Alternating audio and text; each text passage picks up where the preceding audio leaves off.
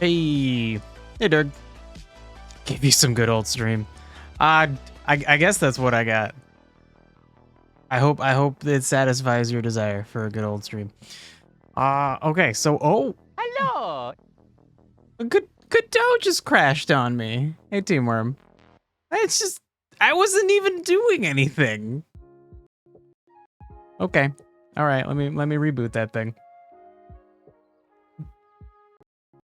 There's nothing to see. You weren't seeing it anyway, but there's literally nothing to see at the moment. Okay, great.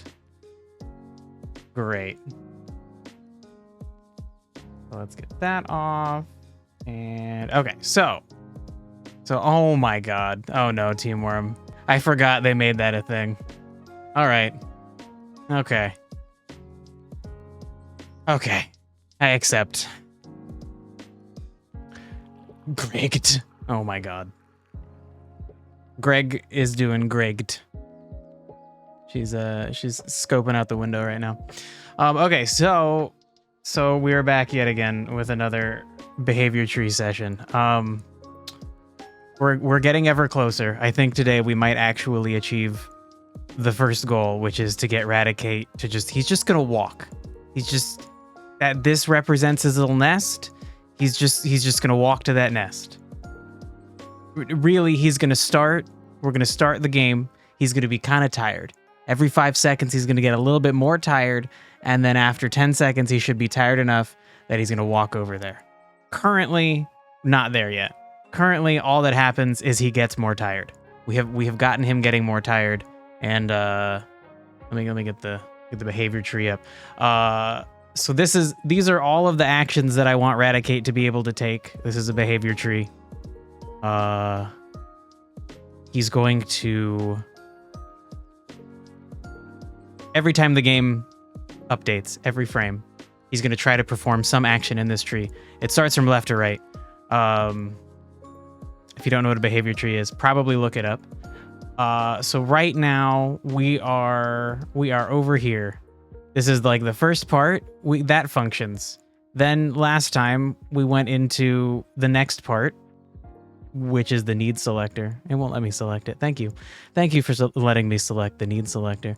And then within the need selector, we need to be able to run this fatigue sequence, and that is currently what we're working on. And I believe we got this part done. We have gotten the game to tell us correctly that it can check if fatigue is over 50. And then I think we need to skip these two. Actually, no, we can write those. We can write those because we currently aren't altering hunger or thirst. They're currently just like placeholder values, and fatigue is the only one that's increasing over time. Which, again, as stated previously, the goal of this is to represent a like creature's natural habits. So they will get tired, they will get hungry, they will get thirsty, and then they will go remedy those situations. So for now, fatigue will just always be greater than hunger. But we might as well put the check in, just to make sure. So we need to check if fatigue's greater than or equal to hunger, then check if fatigue is greater than or equal to thirst. The point of that being that the goal is for the creature to address its most important needs. And if anything in here gets answered as a no, then it's gonna go over to the next sequence. So first he's gonna be like, am I tired? And if no, then he's gonna be like, okay, am I hungry? If no, then he's gonna be like, am I thirsty? And specifically, actually, he'll say, am I hungrier? Sorry, nope. Am I more fatigued than I am hungry or thirsty? If no, then we go over here. And then same thing, am I hungrier than I am thirsty? If no, then we go over to thirst. But if he is in fact more tired than he is hungry or thirsty, then he has to figure out, am I at my nest? If he's not at his nest, then he needs to go to his nest. Then when he is at his nest, he needs to use his nest. The way this is set up might look a little confusing, but as far as I can tell, it makes sense for a behavior tree. The importance of sequence nodes and selector nodes make it so that the format has to be this way. A sequence node wants to try and do everything. A selector node just wants to do one thing. And so I think it makes sense. Are you hungry? You should go watch some TikTok. Well, now, hold on. Dirk, that's your hungry sequence? If you're hungry, you go watch TikTok? You don't go get some food? Is this like you're mentally hungry? Good plan. Hey, maybe, bro. If your mind needs nourishment, maybe you could get it from TikTok. I don't know. I think if you set the algorithm up right, you could probably get some cool stuff. There is actually some cool educational content on TikTok. It's just hard to know what is educational and what is absolute lies, since nobody checks it out for you. Nobody fact checks it. Okay, so I just want to run this. I ran it earlier. It functioned. What we should be seeing right now, we should just have messages printing. Okay, so what's happening is every frame of the game, we are printing our fatigue level. And our goal is for it to get above 50. So right now it's at 50.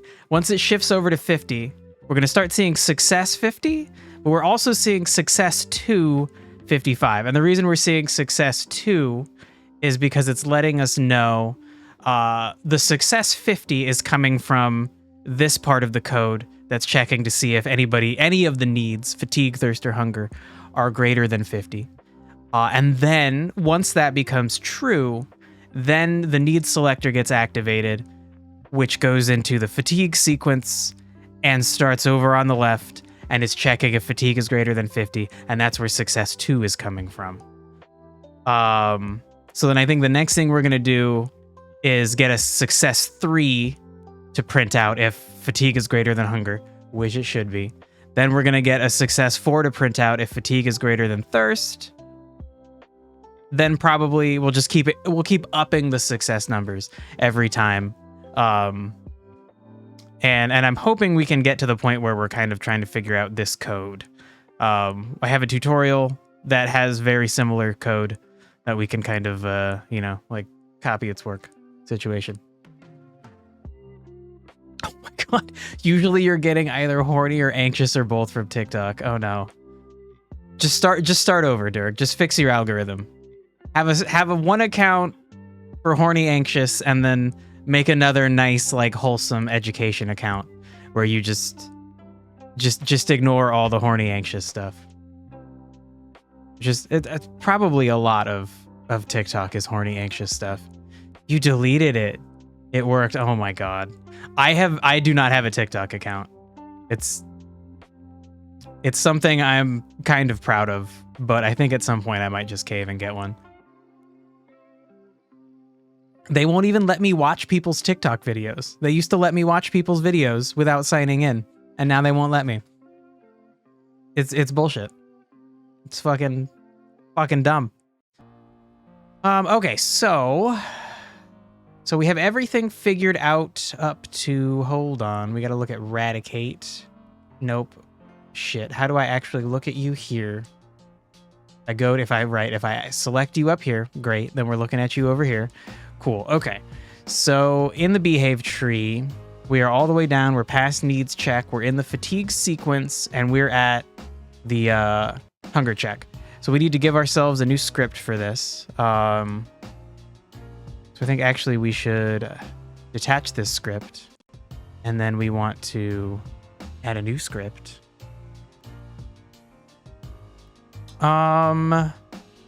Shit, I need to follow the same format. I was just putting eradicate in front of everything. Because as far as we can tell, all radicates are going to work the same. They're just going to have duplicates of this exact situation. We can't have greater than or equals. Oh, that's annoying. That's annoying. Don't we want to expand? Now, hold on. Now, I think before, Ooh, maybe you mean extend. So I think before what I did is, like for the fatigue check, find the fatigue check. Where are you at, fatigue check? Let's eradicate fatigue check. There we go. Okay, let's maybe do that so I can see more of it. I think we removed the old script and then we just put extends condition leaf with the idea that then we inherit all the stuff from the condition leaf. And I think that worked out. Let's see if this will work out. Maybe it won't. And then I'll have learned my lesson. I think we're okay just calling it fatigue hunger check and then of course putting eradicate at the beginning. I hate that I can't use the same symbols that I can for fucking the names of assets, the names of nodes. All right, so then what we actually want to do is we want to extend condition leaf. And let's see if saving that and then reloading. Extend just automatically adds a node class that it extends.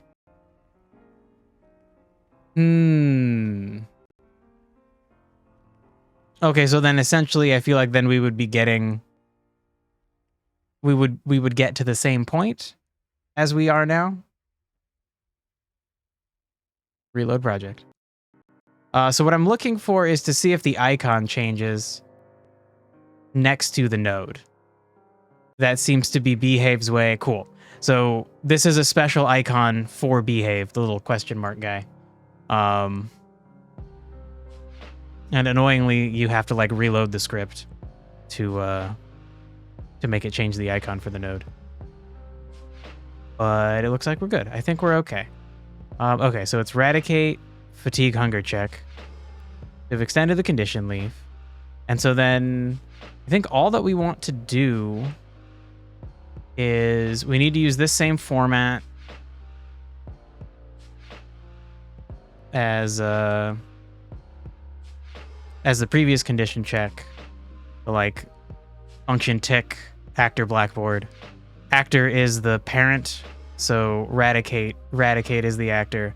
The blackboard is where variables are stored that are shared between all of the behavior tree things. Ooh, if I use extend, you believe I don't need to reload. Shit, okay, we'll try it for the next one. Because reloading is so annoying, and it doesn't have a shortcut. I bet I could add a shortcut. Honestly, I bet somewhere in the preferences I can add a shortcut. It would be nice to just like tap a button on my Stream Deck and have it reload. Okay, so then what we want to do here is we specifically want to see if fatigue is greater than our two other values. And that could be a problem because I think so far we've only put fatigue on our blackboard. Hey, Greg. You just rolling through? Oh, okay. Coming on the arm rest. Okay, she's gone. All right, getting some snacks. Okay, so I need to go back. Get a little more room. Where do we actually put fatigue onto the blackboard? Here we are getting the value. This says get value. Where did I put fatigue on the blackboard? Let's go back, I guess. We might have done it in eradicate. We might have done it in the needs check. So let's find eradicate needs check. Okay. We did do it here. So I think I just need to add them all onto the blackboard. And in fact, I don't think I should be doing it as part of the fatigue check. Like, well, okay, it probably doesn't matter because we only need a value on the blackboard once we leave this script and we're not leaving this script until some need is above 50. So, okay, so then for now, I think we can just... So in time, we're going to expand this. This isn't just going to be if fatigue is above 50, it's going to be if fatigue is above 50, or if thirst is above 50, or if hunger is above 50, then put each of those values on the blackboard and then move on to the other parts of the behavior tree. So then what we want to do here is we have thirst. And we should do it the other way. We should stay consistent. The order I've been going in is fatigue, hunger, thirst. Absolutely a confusing order. I think the idea is that I was just thinking that would be your priorities. If you're really tired, so tired you can't defend yourself, you'd want to go rest. If they were equal. Obviously, if you're really, really hungry but only a little tired, you're going to go deal with your hunger. But if all of them are equal values, the idea would be you would prioritize them in this order. Okay, so we're going to call hunger on the blackboard. We're going to call that hunger. And on the blackboard, we're going to call thirst, thirst. Okay, so now they should all be on the blackboard. The very first script that is part of this tree should be setting up the blackboard the way that we want. Go ahead and save that. So now we can go back. And then the thing we specifically want is the fatigue hunger check. So not this one. We want this. Okay, this is the fatigue hunger check. Double, triple, quadruple checking. I don't want to fucking change something I shouldn't be changing.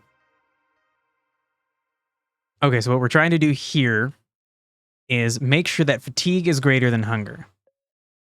And what is the idea if we look at this? Because this is a sequence, we want to succeed through all of these. So if fatigue is greater than hunger, we report success.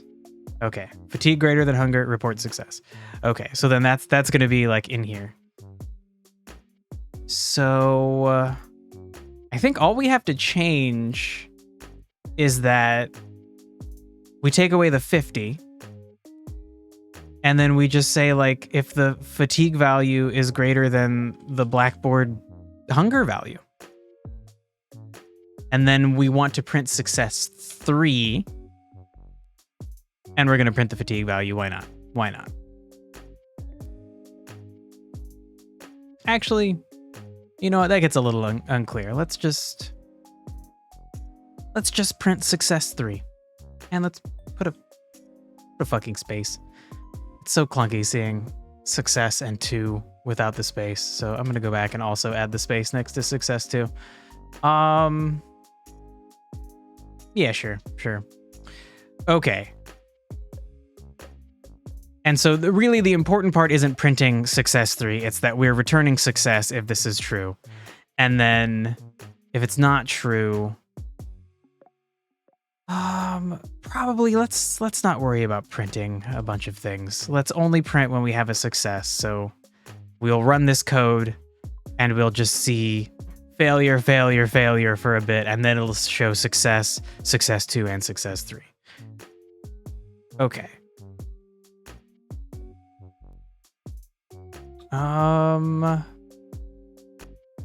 think that should be good.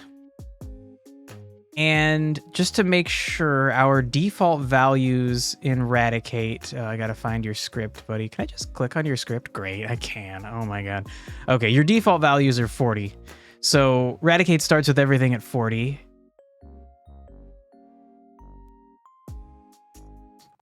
And only fatigue is being increased every time a 5-second timer restarts. Now, I am realizing I just screwed up one thing. I gotta go back to the fatigue hunger check. This is supposed to be greater than or equal to. I just talked about that. Shoot.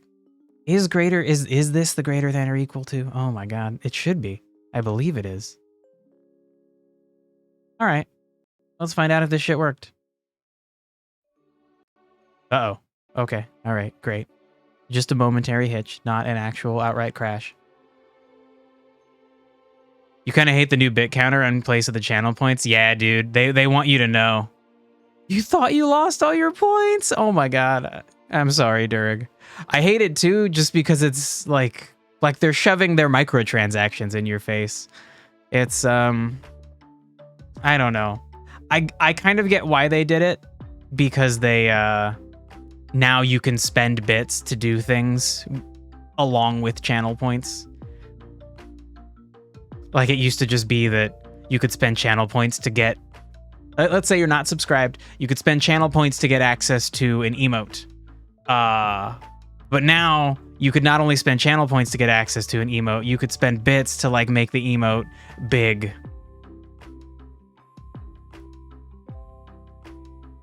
You either pay investors or get disassembled. Yeah, that's true. It's true. It just sucks, you know?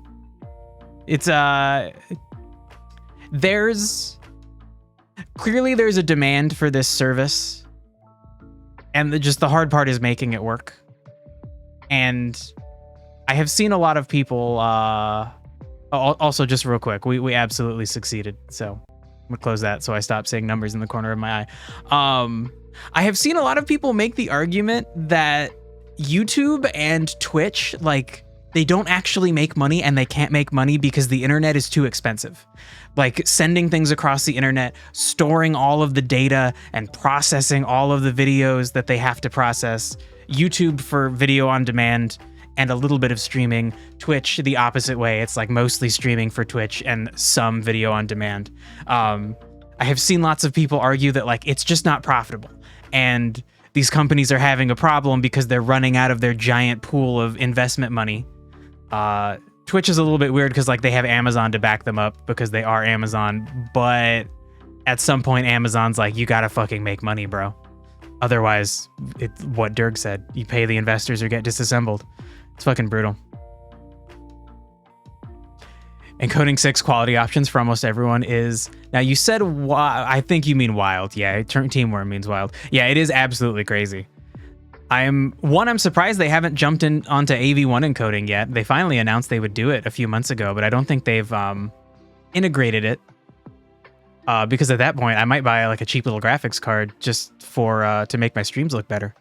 And it'll save them bandwidth costs because AV1 encoding is way more efficient for a generally better quality picture. But yeah, it's crazy that, and I think recently they announced even more encoding options for people. That used to be, if you were a big streamer, you got multiple, and they would give the lower streamers options if they had room. But sometimes, if you were a lower level streamer and you're streaming in like 1080p, that's all people could watch you in, or not at all. I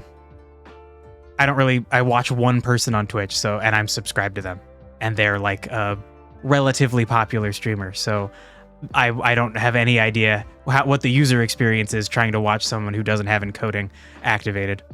Also, I never watch on mobile, so I'm always watching in whatever the source stream is, the source stream quality. So it is really interesting to see like what the fuck Twitch is trying to do. Clearly they're pushing monetization more, but they also have been pushing more features, especially in the encoding department, which I don't know if there was a big demand for. You sometimes tell new streamers not to stream 1080-60. Yeah, it's a weird thing to tell people. It's kind of strange. 1080-60 I feel like should be the standard that Twitch aims for. And it does really suck that if somebody's trying to watch you on mobile and you're not a big streamer, they might not get encoding options for it. It's fucking crazy. The only way I can actually watch a stream on mobile, the 1 or 2 times I've tried, I have to do Teamworm. I think you were the one that said you do this. You like bump the quality down to 360, and you don't really, on a phone, you don't really notice a difference if you're not full screen, so you can see chat too. And then more importantly, you don't fucking get disconnected. You're not constantly like paused with buffering bullshit. Anyway, Twitch is a mystery. I hope they figure it out. I too hate the bits being visible. I can see them in the spot where I look at chat, where I'm like reading you guys on the left. I can fucking see they're like, you have 0 bits, dude. You got 0. Go get some bits, man. Like, fuck off. I may never buy bits. I probably won't ever buy bits. Okay, so anyway, this was a quick success. So now let's go on to the next one, which is the thirst check. And we're going to try what Durg said. Hold on, we're just going to save. So instead of detaching the script, we're just going to extend it. And that does make us save a new one. Okay, so that's good because we had a problem before where the scripts that are currently attached to these are like template scripts that you don't want to change with Behave because every other condition node uses that template script. And I accidentally changed it last time and it was like a 2-hour problem to fix. So we're just going to call this Eradicate Fatigue Thirst Check. And then we're just going to create it. See what happens. Okay, cool. So it looks like Durga's right. We didn't have to restart. We got the icon updated correctly. It doesn't just look like a default node icon. It has the condition leaf icon, a little question mark. And it also just automatically extends condition leaf. Cool. All right. You're having pasta warmed up in the frying pan with eggs and sausage sauced with sour cream. Okay. I don't know about the sour cream. Just sour cream? I like sauces that have sour cream in them. It's probably still pretty good though. Crazy Pants and I have a an egg breakfast, egg sandwich, eggs in a bagel. You toast a bagel, cut it in half. You cut it in half before you toast it. Put some eggs in the middle of it. It's delicious. So I'm sure if just eggs are great. Pasta plus eggs plus sausage, hell yeah. Just sour cream, bro, you're crazy. Yeah, I guess the sausage could kind of make up for it. Yeah, especially if it's spicy. All right. I'm still not a huge sour cream fan. I'd need something else in there. Make like a nice crema sauce or something. Just some other flavors in there. I don't know.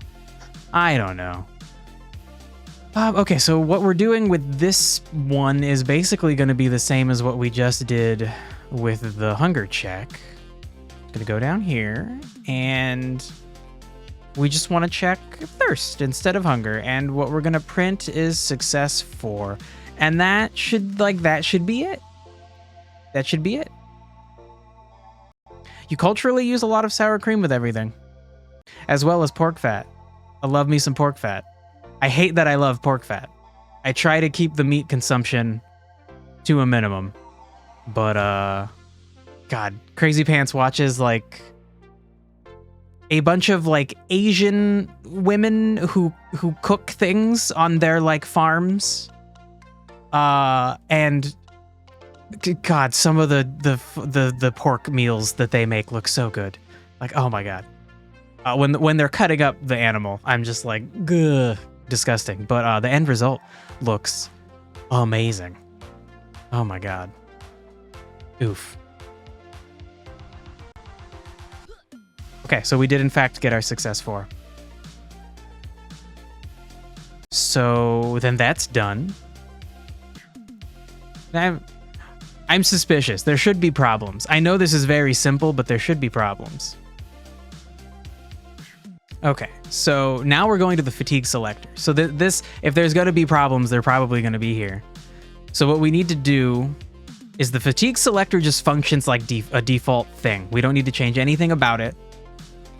It's down here that we need some logic. We need it to check if he's at his nest. And so that we're going to need to open the other example for. So we skip past fatigue selector. We go to the at nest check. We're going to extend script. We're going to call this eradicate at nest check, and we're going to create it. All right, we extend our condition leaf. That's what we want. We solved all problems last code stream. Oh my God, wouldn't that be amazing if I just never had a problem for the rest of... Not for the rest of the game, that would be impossible, but for the rest of the behavior trees? Oh my God. Oh my God. That's not going to happen. We all know that's not going to happen. I know far too little about coding in general for that to happen. Okay, so we're going to open the Behave tutorial from Liam Flannery, a guy who wrote an article on medium.com. Okay, so somewhere in here he has a check about whether or not somebody's at a building. I've done this a million times, but in case for some reason this is the first one of my 4-hour-long videos you're watching and you're not starting at the beginning, this is what this guy's little tutorial looks like when it's done. It's a cute little thing. There's 2 buildings. This one is the guy's work. So it's daytime and he's working, and you click nighttime and he's like, oh, I'm gonna go to bed. And then he's like, I'm sleeping. And then you click daytime and he's like, okay, I'm gonna go back to work. And then you can like in the middle of the night, you can be like, no, it's day now, go back to work. Oh, fuck you, no, go back to sleep. Go to work. And so this just demonstrates how a behavior tree works at its core. So like at this moment right now, he's checking to see if he's at a place. And if he's not at the place, then he goes to the place. And then once he gets to the place, he disappears and it makes the cute little sleep icon. Hey, scratch that. Greg is attacking the carpet.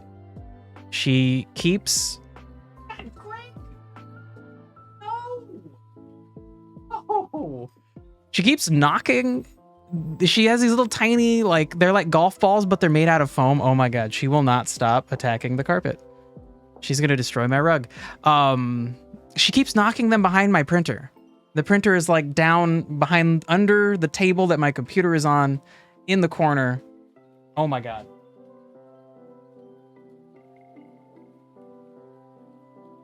You gotta stop.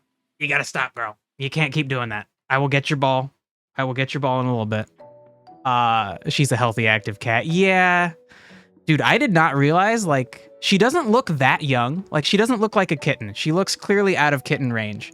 But, like, just infinite energy. Unlimited energy. We could power the house if we could convince her to run on a treadmill. Greg, that's water. You don't want my water. Do you? You have water. Do cats like ice cold water? I feel like cats don't like ice cold water. Oh my god. Hey, get you. Oh, no, no, no. She is trying to drink my water, but she can't because you have to tip it to drink it. Her tongue won't fit in it. Oh my god. Okay. All right. This fucking cat. Okay, so that's this guy's example, but it utilizes what we need, which is that the character checks to see if she's expertly checked the water. Yeah, and now contaminated it with her gross cat germs, which I don't know. She licks me and I don't worry about it, so I'm probably fine to keep drinking it, but still. Ugh. Okay, so it's gonna be, I think it's this thing. It's gonna be is in building condition. The guy checks to see if he's in a building. So show me that script, Godot. Interesting. The whole thing is just if actor in building. Okay. Now, you must have defined that somewhere. So okay, so let's look at the character, because I think the character has, yeah, the character has like noted spots. He has like a building as his home and a building as his work location. So then we're probably going to need to designate a nest for Raticate. And then in the future, we'll have to figure out when we spawn Eradicate, we have to spawn it a nest and designate that nest as that Raticate's nest. Stolen water tastes better. Damn, it might. I wouldn't actually know. I don't think I've ever stolen water. We need to check actor then. Yeah, Dirk, you're right. But I think before that, we need to give Raticate a home. You'll rock your behavior trees once I'm done with mine. I hope so. I hope so, dude. I feel like if you've been here the whole time through all of my problems, you will probably have gained, like, every 4-hour stream probably gives you like 20 good minutes of knowledge. So maybe it's not the best way to get that knowledge, but you know, I hope it works out for you. Okay, so then how do we want to do this? We're back in our thing, our game files. So we go to Raticate. Okay. So I did, for some reason, already do this. Did I also, like, make the nest a nest? Hold on. No way. I don't remember doing this shit. Find the Rattata Den. That's gonna be a confusing name. Hold on. We made it a nest. Huh. You'd never dipped your nose in behavioral trees in the first place, so it's already a win. Yeah, honestly, I'm kind of surprised about that, Dirk.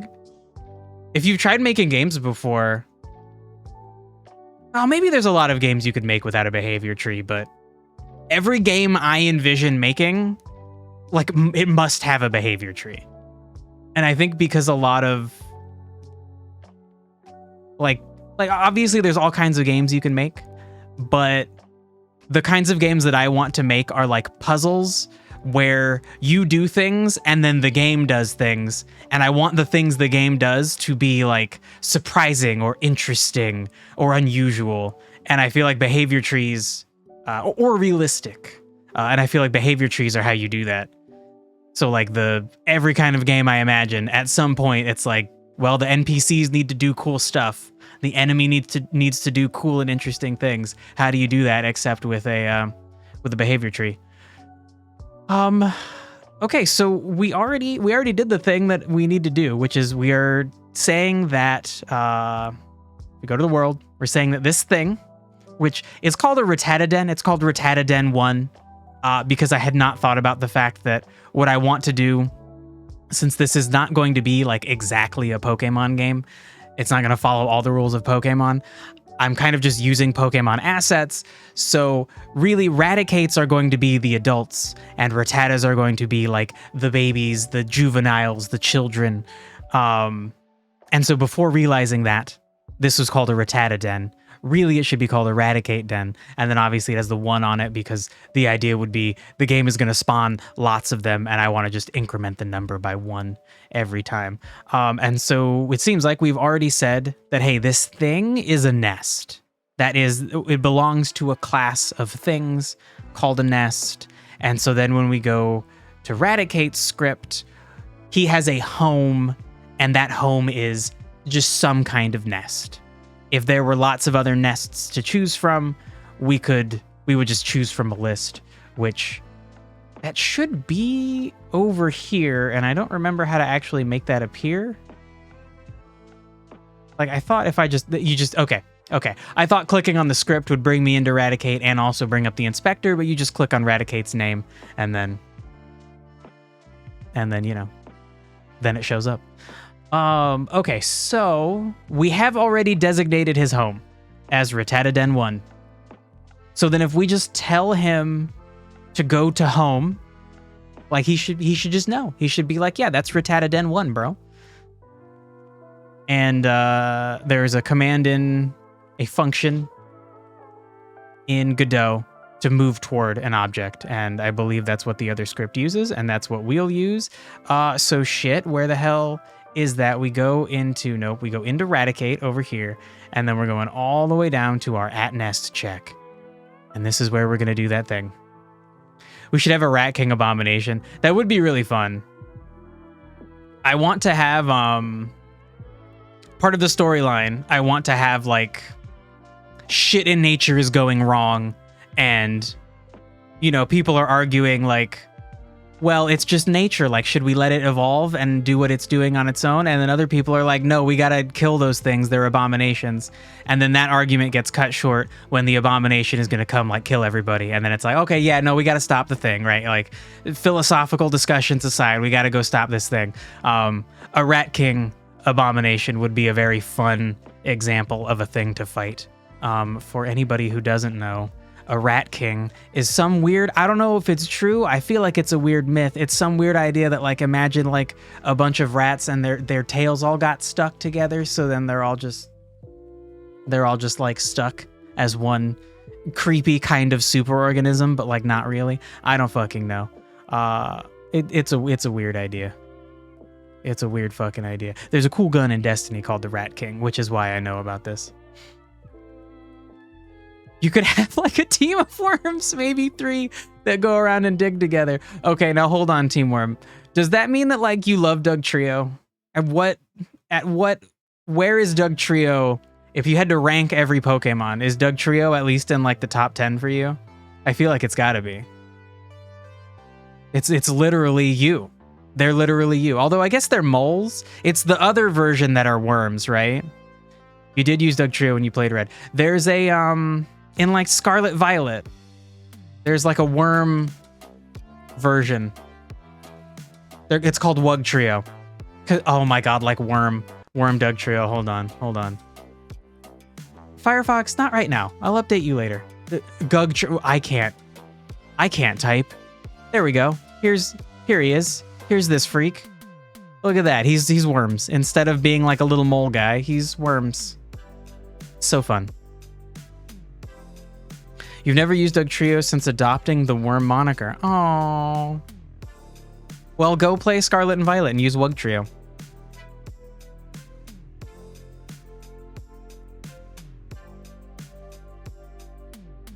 Now, Dirk, I feel like you meant psychically floating in the air. But psychically flowing in the air also sounds kind of fun. A ball of rats screaming in unison. Gross. Once you have reflavored a beholder into that skin. Beholders are the cool guys in D&D that have all the eyeballs, right?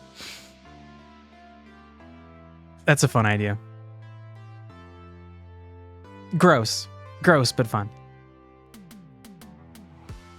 Okay. I gotta figure this out. So, we want to see if we're at home. And so essentially, the way that we can do that is by finding one of these guys' conditions. Actually, maybe is at work is a better one to look at.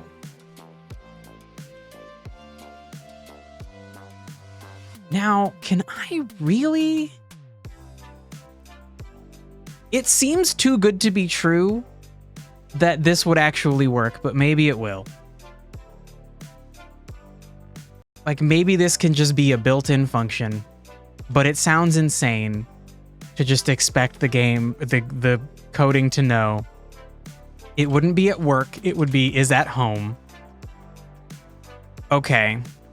Oh, shit. We need to do that. And then we need to do that, and then we need to do that, and we need to do that. No. Wait, yeah, there's a... Oh my god, right, because copying and pasting like fucks things up because tabs become spaces. Okay, so wait, I feel like it needs to be that. Okay, nope, it's still mad at me. Hold on, let me fix this, and then I will explain why I think this doesn't work yet. No, I'll explain that now. We need to put home on the blackboard so that the rest of the behavior tree can use it, but maybe not. Maybe we don't. Maybe because it's part of actor, we don't. We'll find out once I fix this. Error at 14.1 used space character for indentation. Okay. So there we go. Now there's no spaces. It automatically indented. Thank you. Let's just great. Okay, now the else is in the wrong spot, but okay. Are we cool? We're cool. Okay. Everything's cool. So I think we also want to we want to just like print. We just want to print success. Got like 5. Are we on 5 now? What number success are we on? The thirst check is 4. Okay, yep, we are indeed on 5. Okay. So take me back to the @nest check. We need to put this in quotations. Great. Greg. Okay, 1 second. I gotta fish a ball out from behind the fucking printer. 1 moment.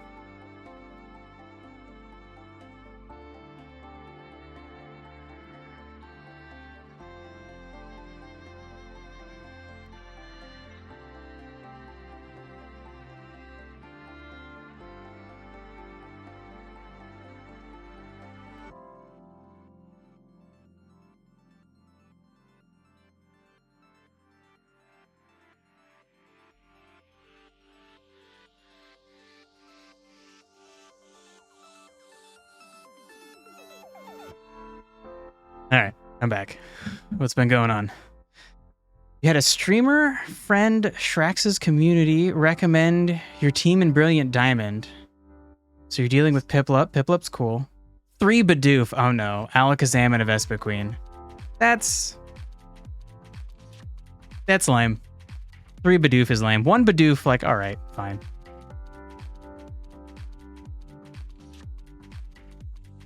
Damn. Sorry for your loss, Team Worm. I feel like the main fun of Pokemon is choosing your team. It's not really that great of a game. If you're stuck with a team that's not cool. Maybe you love Bidoof, I don't know. Okay, so I suppose we should just try this? We should just try it. What could go wrong, he thinks. If we get a success 5, I'm going to be floored with just like how cool game engines are and add-ons. Okay, so we hit failure until what did I expect? I freed the ball, so now she's playing with the ball.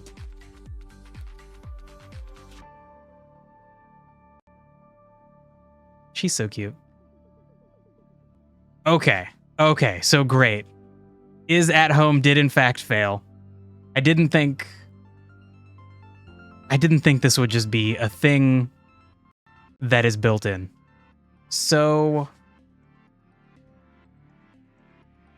hold on, let's just check. 1, Raticate, my boy, my guy. Home is lowercase. Okay. So that part's fine. So then at some point in the example, either this was placed into the blackboard or there's something else we have to do. Balls, and now she's playing with a ball. No, I got 1 ball and now she's playing with the 1 ball. And I realize that could still be taken in a weird way, but it's not. It's not the weird way. Okay, so then what we have to do is find at some point where this was defined. So I think it makes sense. We want to search for in spots that have like white scripts, because those are scripts that they stray from just the template, as far as I can tell. If there are parentheses, it's a function. Okay. So now, if that's true, then that's interesting that this can still just recognize itself as a function and not like it's interesting to me that this doesn't immediately tell me like, dude, you don't have an is at home function. Like, what are you doing? You don't have that. Go add that somewhere. Which I swear Godot has bugged me about that before in the past. You think it's in character? Yeah, that would make the most sense. Okay. So we have variables up top. We have the ready function, which hides the sleep and work icons, and then their visibility will be changed based on some kind of signal.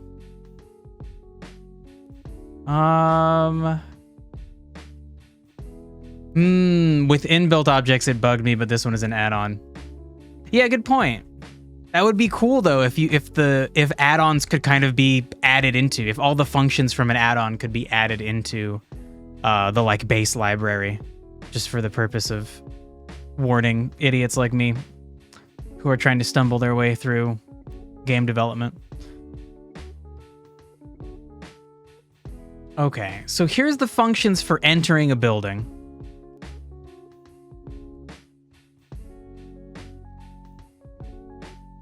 Basically, like, if they move to, the character goes to the same point as the building. If that is the case, then you hide the character. And then you update what their current building is to that building, for the purpose of then allowing them to go to the other building when the day or night cycle changes. Sure. Okay, here's the exit building function. Okay. Oh, interesting. He still has a little warning in here just in case he screwed up. A little print warning. That's such a cool thing about error investigations, that you can just have the code print something. And then if you're smart, you can just have it print a thing that says exactly what went wrong. Which it doesn't really help you solve the error necessarily if there's like some complex misunderstandings going on, but it does essentially like let the code tell you exactly what went wrong on a high level. It's fucking cool, just philosophically. It takes some work for add-on developers too. So are you saying you think an add-on developer could do that if they did some extra work? That would make sense, and also it'd be very cool. Okay, so this is how he checks if he's in range of a building.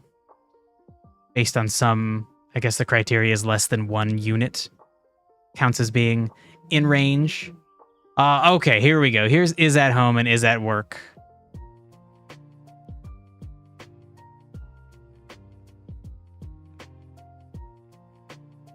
Okay, so this is a very simple function because it relies on previous information. The is at home function is just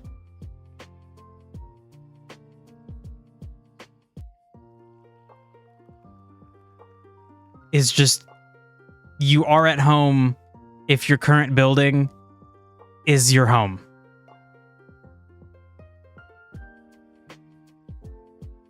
Okay. And so then up here, you're defining your current building as the building you're in. Okay, now, how do I want to do this? So let's think about this. I don't know if I want it separated as 2 functions. Like maybe I just do that because that's how the example is doing it, and that will make it simpler for me. I kind of feel like that's the answer, but I don't feel like Radicate's going to be entering any other buildings. Up until now, I had kind of thought that that within this world, the only thing that creatures are going to enter is going to be their nest. And maybe there might be a small exception if we had like some kind of snake creature that would like go into like an animal's nest that's not their own to like eat their young. That's a thing that snakes do. But I hadn't really thought about the idea, like, do I want any of my creatures to go in other places? Like these are all currently different things I need to be working on as far as food sources or different nest ideas, because the goal for this example is to eventually have multiple different species of creatures on this cute little tiny island, walking around, eating different kinds of food, going into different kinds of nests. And so like this cave, I was thinking as an example of a different kind of nest for a larger creature. But I don't know if maybe I want creatures to be able to go inside other buildings. Other zones, inside houses, inside caves. Maybe in water? Do I want them to be able to like go swimming? Oh, that sounds so cute. Maybe I do. They might enter a prop to hide. That's also a cool idea. Like they could actually fully hide in the grass. Okay. Yeah. So then we'll set it up like he set it up. Just because it's like everything is saying to do that. It'll make it easier to copy an exact example, and then also we might want creatures doing that kind of stuff in the future. Hiding inside of things, going in water, going in caves. I do kind of love the idea of a player being chased by something and thinking if they go inside of a cave, they'll be fine. And then they go in the cave, and then the thing just follows them into the cave and attacks them. Then they're like, fuck.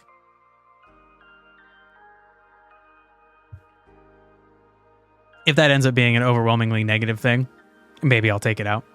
But personally, personally, I like it when enemies are smarter than I think they will be. That feels really good. Like, it feels bad in the moment, but then, like, my idea of, like, what the game could be is like expanded. Like, oh my god, what else could be around the corner? If the enemies are smarter than I think in this way, maybe they're smarter than I think in other ways. Okay, so I think what we want to do, I think I want to change this from enter building to maybe like enter object.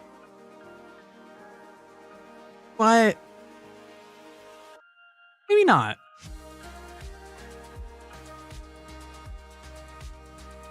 And shit. Okay, hold on. So then we might need to restructure. Currently we are calling the home a nest.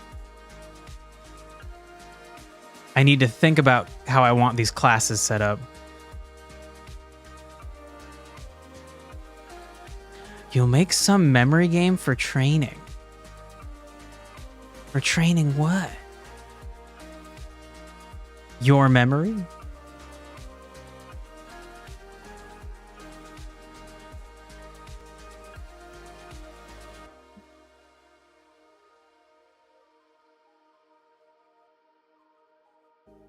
Oh, as in for training yourself, sure. Or for just learning. Sure. All right. Oh my god. Sometimes I wonder what the hell my brain is doing when I read sentences.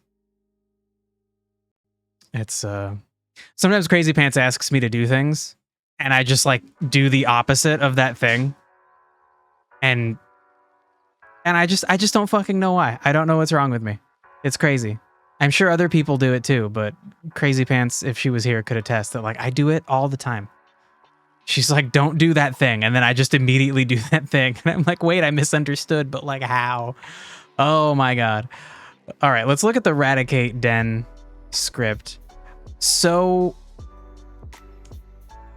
I'm not sure what to do here. I feel like maybe we just change all nest. We change the nest class to just like building.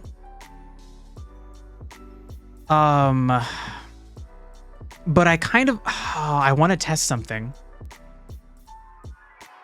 Because ideally what we could do is we could do this. We could say a nest is both a building and a nest. That this Rattata Den is both a nest and a building. But very clearly Godot is telling us one class. A class is exclusive. You cannot be both a building and something else if those things are your classes. You only get one. So, annoyingly, I think that means we have to use some kind of broader term. We need something, and it might just end up being building, something that could include the dens that a creature lives in, grass that it might hide in, or a tree it might hide in, water that it might swim in, and all of those just sound like an object, but I feel like at some point making this game, because there are going to be like puzzles, just like a Pokemon game, a little bit more, maybe more like Zelda. There are going to be boulders you can push and switches you can step on. I feel like I'm going to want to call those objects and have players interact with objects in certain ways. Maybe some objects are movable, some are not movable. So calling these objects seems like a bad idea, so I honestly think we might just call them fucking buildings.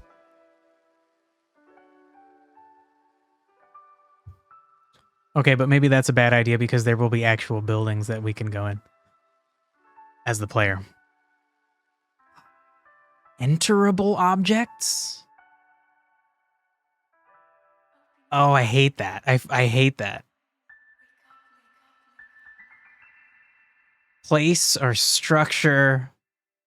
Oh, I feel like I'm just being nitpicky because I hate those two. Yeah, I feel like there's no answer that will satisfy me here. All right. For now, we could just go with building. It's just as good as place or structure, and it's the same as that guy's example. And if in the future that ends up being a problem,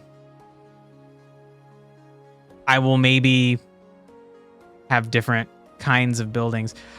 Prop is an interesting idea. But like would you consider a nest a prop? It's like I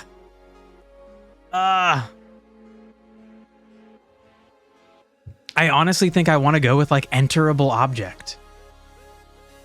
Okay. I'm going to stick with building, but if I ever have to change it, it becomes enterable object, because that is what they are. It is an object in the world. Like the player won't be able to just go well, okay. In some cases, the player will be able to walk through those things, but there will always be special considerations. Like some birds will be able to hide in trees. The player can't walk through those. Some characters will be able to hide in grass. The player can walk through the grass. But either way, it is some kind of object. A prop can be usable or enterable. Yeah, that is true. That is a weird way to use that term. But it does kind of work. Okay, not yet. Again, I'm still sticking with building. I'm sure on that. But maybe we use prop if I have to switch it. Yeah, oh, no, yeah, Dirk, I get exactly what you mean. Yeah, like a theater prop, for sure. For some reason, my brain is pushing back on putting it into this context. But it does kind of work, because like if you look at a video game as a kind of performance, it is like a digital, the code creates a digital performance. It's all just fake, but you know, for now, just building. We'll just fucking do building. So then that means we need to go to Eradicate, and right, he will have a building, and that building is called Nest. So then let's make sure we save that, and that can work. We can assign, oh no, hold on. Eradicate Den, you are a building. I might have to reload. It pushes back because I'm trying to mask it as verisimile environment. Okay, sure. So I'm trying to make it seem like a real thing. And so I don't like... Yeah, I think you're correct. I'm trying to make this world seem real. But, oh my god. Did I actually... Wait, hold on. Did I actually just miss a colon? Was it in the Eradicate script? Hold on. It's the other... I did get... oh my god. I just do everything backwards. I just fucking... Okay. Okay. So the variable is called home, and it is a building. Come on. How hard is that? That's not fucking hard. God damn it. All right. Fine. We did it. Great. So now we can wander our way back inside of the Eradicate scene all the way to the nest check. Okay. No.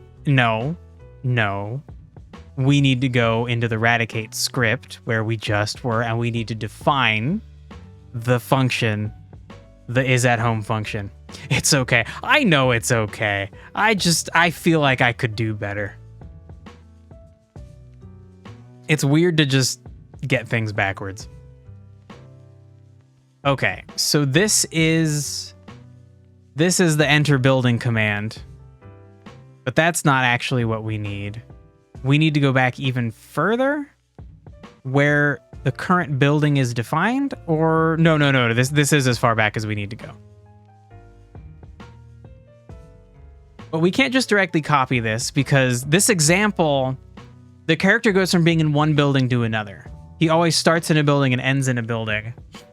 And I guess we have to think about how we want to adapt this code, because Eradicate is going to spend most of his life, at least currently, conceptually, not in a building. He's going to be out in the wide open.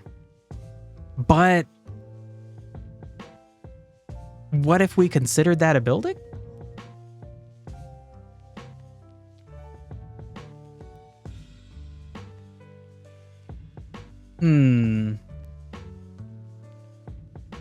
That would be weird. We'd have to like define the overworld as a building. I don't think I like that. So I think we need to adapt this with the idea that our Raticate is not always in a building. So how the hell do we do that?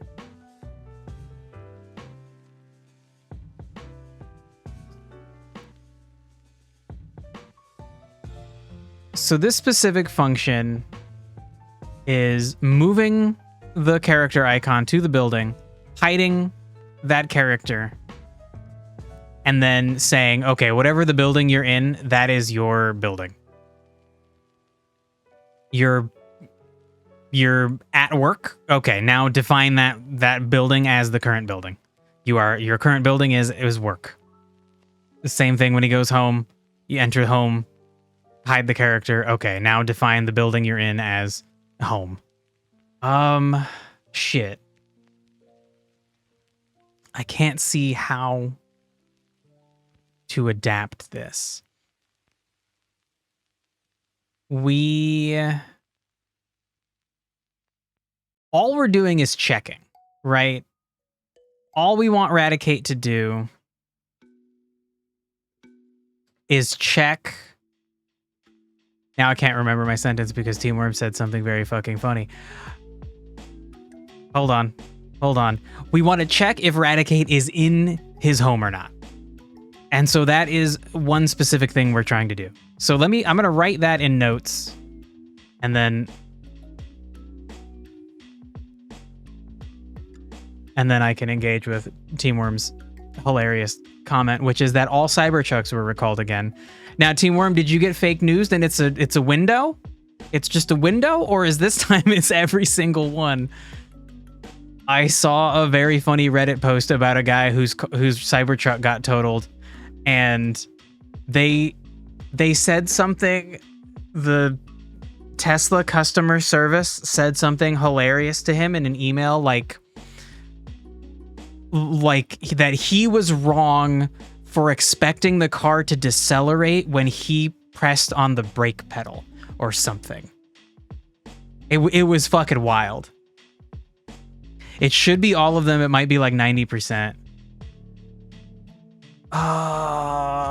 Being a human is so complicated because like part of me is like Yosemite Sam giddy, like shooting pistols in the air, like fuck Elon Musk. That's hilarious. But also like that's so much of a waste. That's so many wasted things. Even if they can fix them, even if it's just like bring them back in, we got to change 2 tiny things, 2 screws even. Like there's so much manpower and fuel like wasted. Oh my god. I fucking I guess honestly that's even more of a reason to hate Elon Musk, and even more of a reason to embrace the Yosemite Sam celebration inside of me. That fucking sucks though. Part of me is the Lorax and he weeps for the forest that is Earth. I don't know. Okay, so this gets more complicated because we don't just want to check if Raticate is in its nest or not. That's what we want to do in the @nest check. Right? That's what we want this function to be doing. We're not there yet. And so then the main thing is that in here, it'll work. We'll already be done. The @nest check script is done if we just define this function.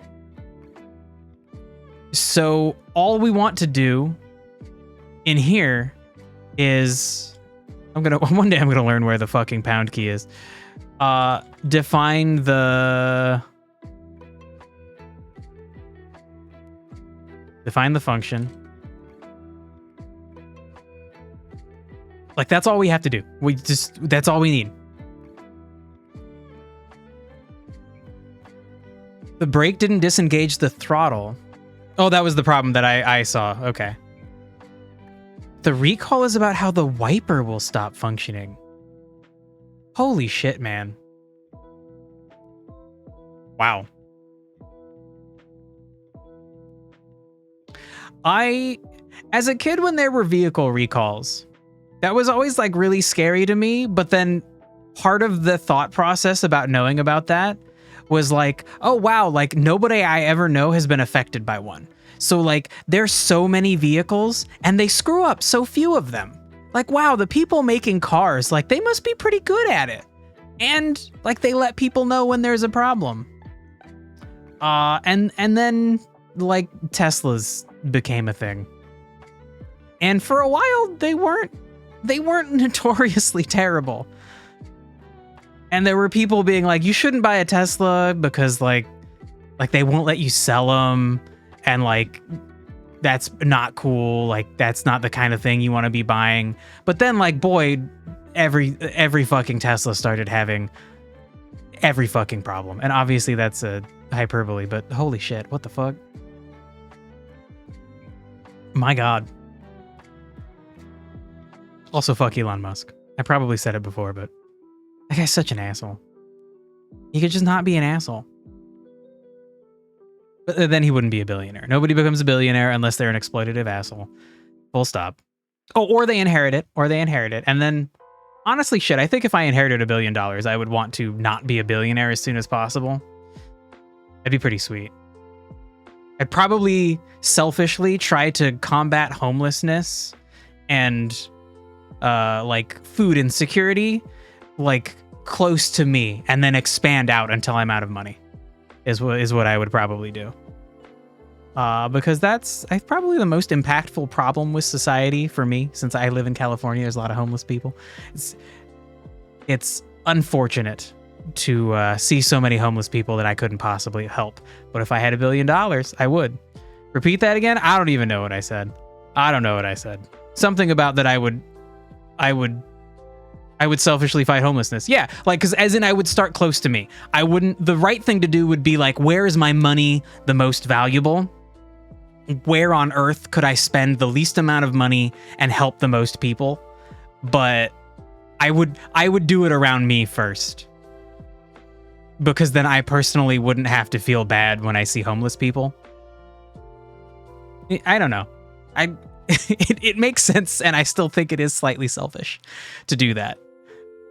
Maybe it would be a good idea because then I could see the results and I would be right there to see what works and what doesn't work. And then it would help me extend the solutions like far beyond into different societies, different cultures. Like fighting homelessness in India is probably different than fighting homelessness here, if only for like different laws you have to navigate and stuff. But I'm sure cultural differences would make a difference too. It'd probably be harder to figure out how a different culture addresses those kinds of problems compared to your culture. I don't fucking know. I don't know. You should reinvest and pay parts, have a deposit and spend the gains. Oh, like I should usually it's called like an annuity. You invest a big chunk. You invest a principal, and then all the money you make in interest is what you spend doing things. Yeah, maybe I'd do something like that. Let's be honest. If I had $1 billion, I would hire some people to some very smart people to explain to me what my options would be for spending all of my fucking money. God, that's so crazy to think about. Like you could keep a tiny fraction of that and have more money than you'd ever need your whole fucking life. It's so crazy to think that there are people like Elon Musk who are just like, I need more fucking money. It's so fucking crazy. Oh my God.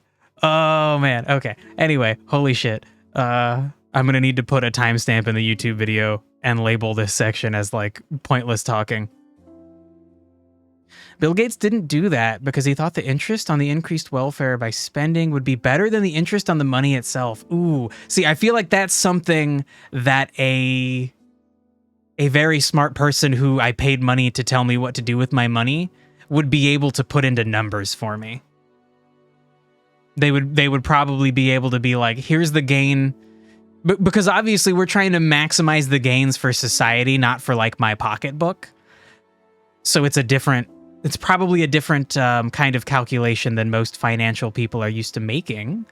But a good enough team could probably lay it out in front of you, like, your money will make this much more money if it sits in a bank for a year, but your money will make this much more money for society as a whole if you spend it on helping people in these ways. I don't know. That's cool though. It's cool. It's cool. A good enough team like Team Worms. Oh my god. If there was a team of Team Worms, if you had Team Worm and you got a team of people like him, then you would have Team Worms? I don't know. The wording's weird. But obviously I don't think Team Worm has the has that kind of education. Maybe he does. But it seemed like his education is more engineering focused rather than financial. Who fucking knows? Greg. She just fucking fell butt first off the bookshelf to my left.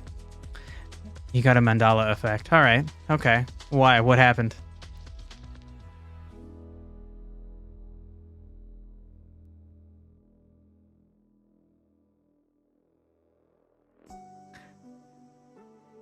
That Team Worm always had an S at the end of his name? No, he didn't. It's always been no S. God, I hope so. Oof. Yeah, no, he's never had an S at the end of his name. No way. Apologies for your Mandela effect, Durg. And I even used to call him with the S. No way. Team Worms sounds insane. Nah, Durg, you tripping, bro. You tripping.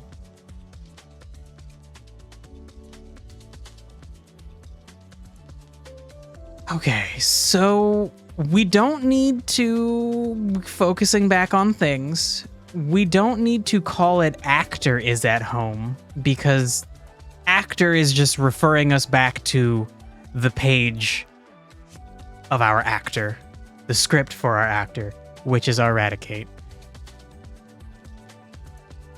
So, actually, I guess we can have exactly this in there, but then we just need to do some other work around it. So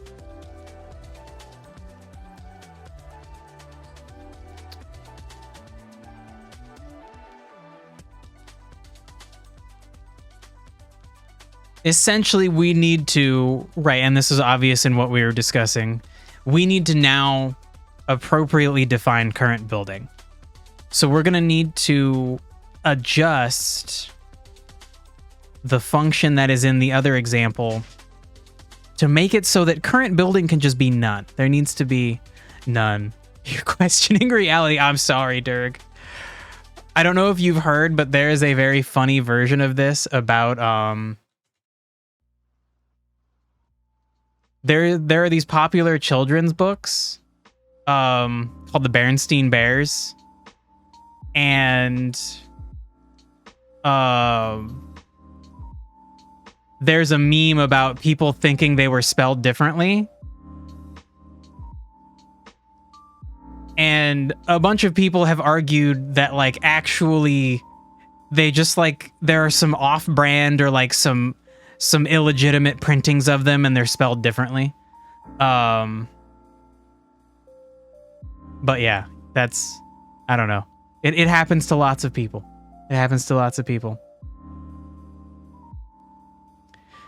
You were Team Worm, all caps, for a very long time. Yeah, that seems more believable. In fact, your name looks way better as all caps. Like, it just looks more correct to me. Why'd you lose the caps, bro?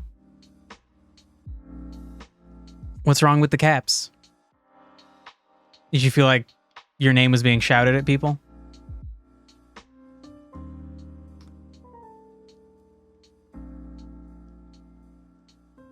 Okay. So I think we want a function that's called enter building. But we're going to have to change it quite a bit. You're a lowercase guy? Well, then why did you have an uppercase name? You dislike other people's all caps names in general. All right, bro. Also, hey, Booski. Yeah, for context, Booski's is team caps because Booski fucking text messages in all caps. Also, Booski's Twitch name is Twitch is so sick because he got locked out of his other account and then jokingly changed his name to Twitch is so sick, sarcastically, but now he's stuck with that. And actually, I think you could change it back now. It's probably been enough months. I don't know, though. I don't know. It's something like 3 months or 6 months that you have to wait to change your name. Teamworm came from an RL meme where your whole team would type Teamworm in chat at the same time whenever you had terrible teamwork but succeeded. I feel like you explained that to me at some point a while ago. Okay, so sure, the idea came from a situation where it was all caps, sure. Oh no. Oh no, Dirk. Oh my god. I know what they say about big letters. I really don't. Big... big fingers? And big fingers means big hands, and big hands means big... penis?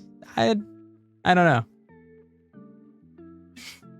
Huge keyboard. All right. Okay. Okay. Whoa, Dirk. Don't put things in another language. You could be saying Nazi stuff and I could get in trouble. I don't fucking know what that said. You said that they overcompensate. Oh my god. Also, Dirk, I can't believe you changed your name to all caps. You're gonna be stuck like that. Shit. Okay, so we need an enter building function, but even this isn't where current building is defined. So we need to have a variable that's current building, and it needs to be able to be like none. So what is the easiest way to do that?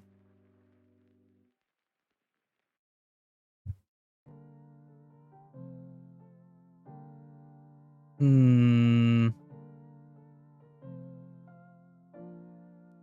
don't know. I don't know if, like, do I make... Okay, I could make an object that's hidden that nobody ever goes into, but it is a building. And so I could just I could call that thing none. And so then every character would have the option to choose that their current building is none, and they would never interact with it or be near it, so we wouldn't have an issue with them thinking they could go inside of it. Oh my god, that feels like such an uneducated way to deal with this problem. Shit. You have sausage fingers. Now you're hulking with the power of your letters. They're jacked. Oh my god. All right. I hope you enjoy your time as Dirk Lover. I don't actually want to scream, but your name is technically yelling now. Okay, how the hell? So we know we need a current building. And if we define it as having this class, that's really nice, because then We can just select it from a list whenever we need to deal with it.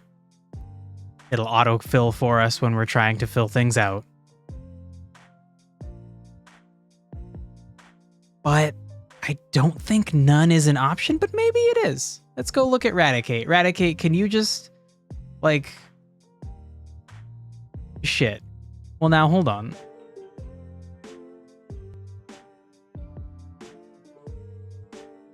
Why is your nest not available? What did I do? What have I done? I thought I fixed this problem. This class is a building.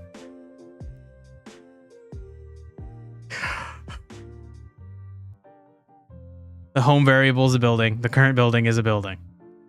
What's your problem, Radicate? What's your problem, bro? I'm gonna reload you. I'm gonna reload this damn project. God damn it.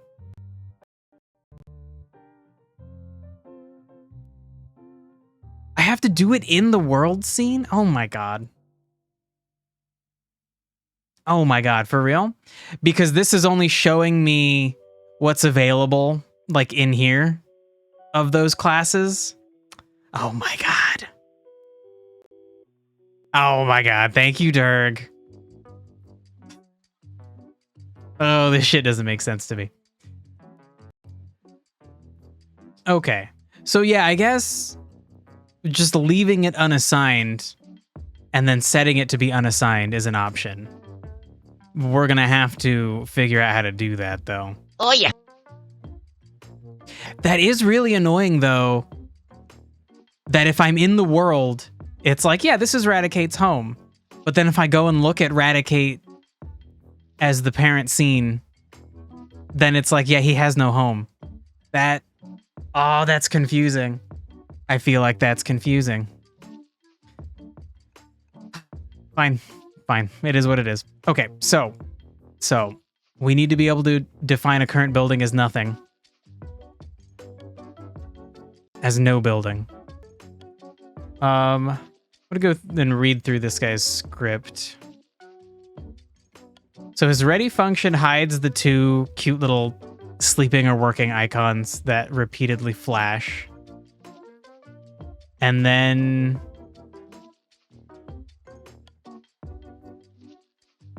I guess this just connects them to some kind of cooldown so they can flash if they're supposed to flash.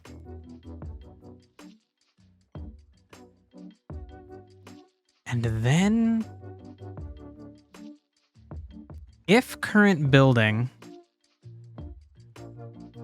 enter building, current building.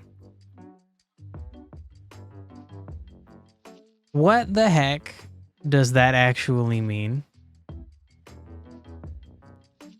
So the character is going to have some kind of current building,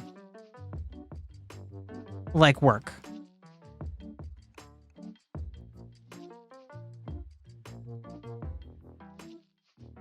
And so how does this... Like, this is the way that he gets inside the building?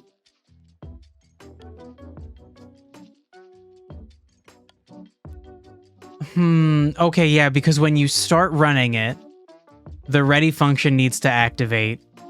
And so he wants to start inside of a building. So if he has a current building, which he will, then he will just start inside that building. Okay.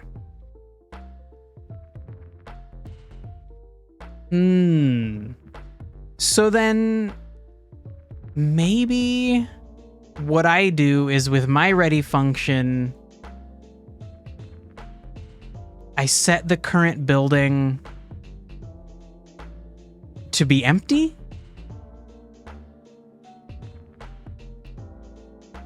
And I have to think about the fact that, let's say I do that,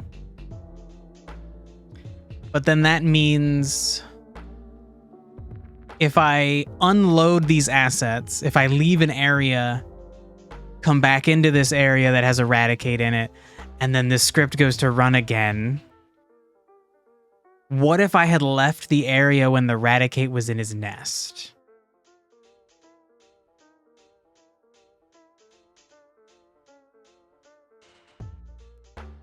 I would probably not want to set his current building to like nothing, to no building. Although, if I did and he was still tired, he would just immediately, like within one frame, he would go inside. That would be kind of janky though. Like the player could leave an area and then come back in over and over, and they would just constantly see Eradicate going into some poor Eradicate going into his den over and over and over and over if the Eradicate's den was right next to where the zone is. Maybe that's okay though. That seems like a small issue that I could deal with in the future if necessary, but since I don't really understand how to do this without that, maybe it's okay. Okay, so then what I want to do is I guess I want to set current building.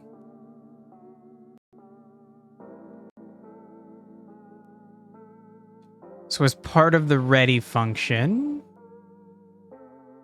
Oh. I get rid of the ready function? That's rude.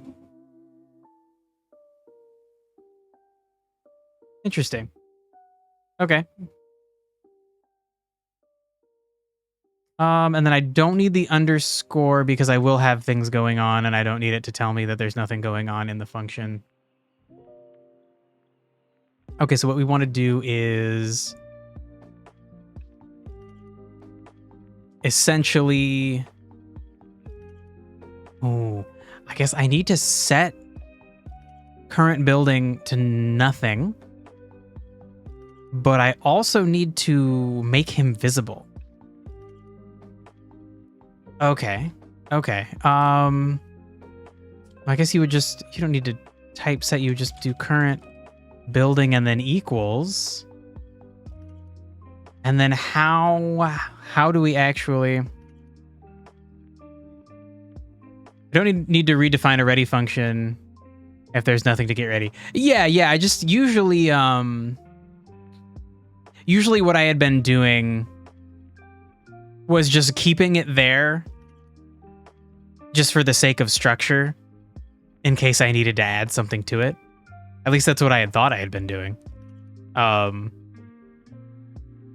then like same with the like physics process. And in fact, yeah, now we don't need that underscore anymore. Yeah, I don't know. It's weird I deleted it, but don't remember intentionally doing that. Whatever.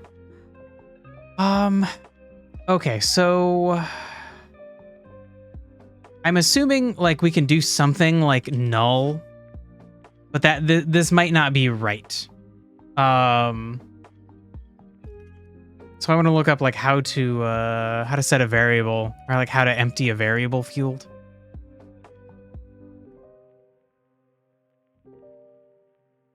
Set a variable to nothing. When trying to assign variables in a class, they're returning as null or blank. I guess maybe null is okay. If a variable is null, it means that there's no memory allocation to hold value for that variable. Okay. So maybe that's okay. And maybe we'll go with it. If that's true, then this might be the first thing that watching that CS50 course has actually helped me do. Beyond just having a hypothetical understanding of programming in general. Which has maybe subconsciously helped me interpret or dissect, translate, understand all of these things that we've been working on. Okay, why are you mad about this? Because I don't have that. Oh, so bad. So bad with the syntax. So bad with those rules.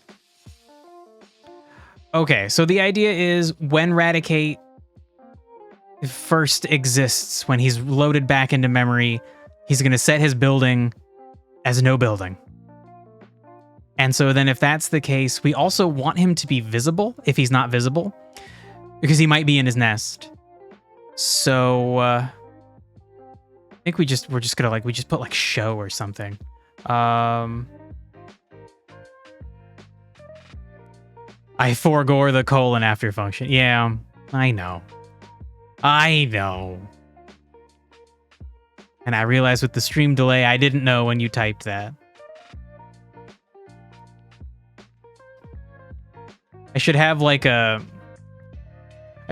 function where I can give you guys like gold stars for correcting me. Like a little like this is a fucking elementary school class. But I feel like if I did that, like Durg and Teamworm, honestly, but Durg from these streams would just have like Durg would just have like 1,000 gold stars. It'd be ridiculous. The whole screen would just be gold stars. If I went to add another onto Durg's made up gold star card. Okay, so yeah, it's just show and hide. Okay, all right. You'll catch 0 things in this, but I feel like gaming in general, and also sometimes I just say stupid shit that you're like, that's not correct. I bet you corrected me or gave me like hundreds of helpful pieces of advice over the Elden Ring stream. So like Durg would be at like 1,000 gold stars and you might be at like 200 or 300 or something like that. Oh shit, Teamworm, I meant to ask you how you liking the Elden Ring DLC?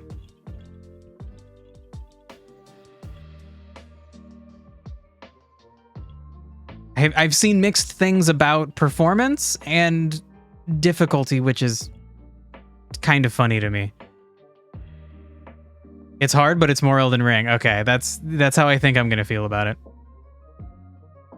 I saw one comment where someone was saying, it seems really hard at first, but you can collect things that make it less hard. And then at that point, I was like, okay, nope.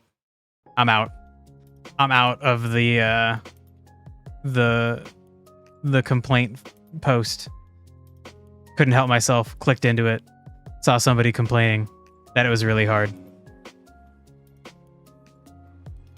And then just a bunch of comments complaining about, like, that one boss has a particle effect that just, like, puts me down to single-digit frames. You know the boss. And I was like, oh, I don't, but thank you for wording it that way. And also, that sounds like it sucks, and I'm now worried that I won't be able to stream that game. So hopefully Hollow Knight takes, like, another month, and maybe they'll do an optimization patch, which I don't know if they're going to do that, but... Okay, so this should do what I want. I hope. I guess once we get this going, maybe we could put a print in here to print current building to make sure that it erases it. Because at first there won't be a problem. There will only be a problem once Radicate tries to define his building as the nest. Once he tries to go to the nest and be like, hey, I'm in the nest. Then we will have a problem if we can't empty it back out and define his current building as nothing. Okay, so when Radicate loads up, he's going to be set to be not in a building, and he's going to be shown to be visible, because he might be inside of a nest and be invisible, but what we want is for him to become visible. Okay. And then if things work right and he's still tired, he will immediately he'll just go right back into his nest. It'll be fine. It'll be fine. I don't believe that, but I'm going to tell myself it'll be fine. Okay. So now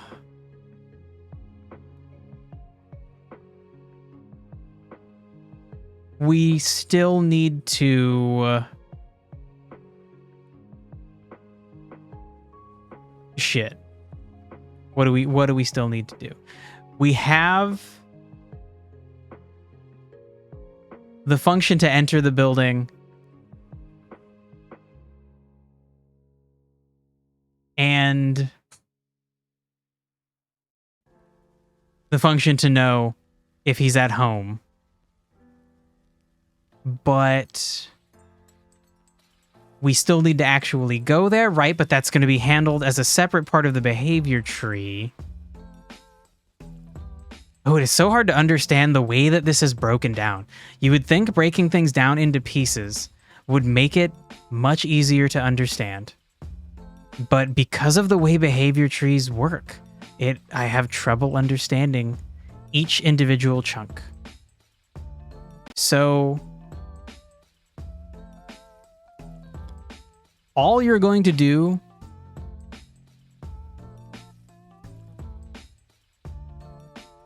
is check if you're at home and return success 5 if that's true. And then we have is at home in here. And all we're checking to do is like, is the current building our home?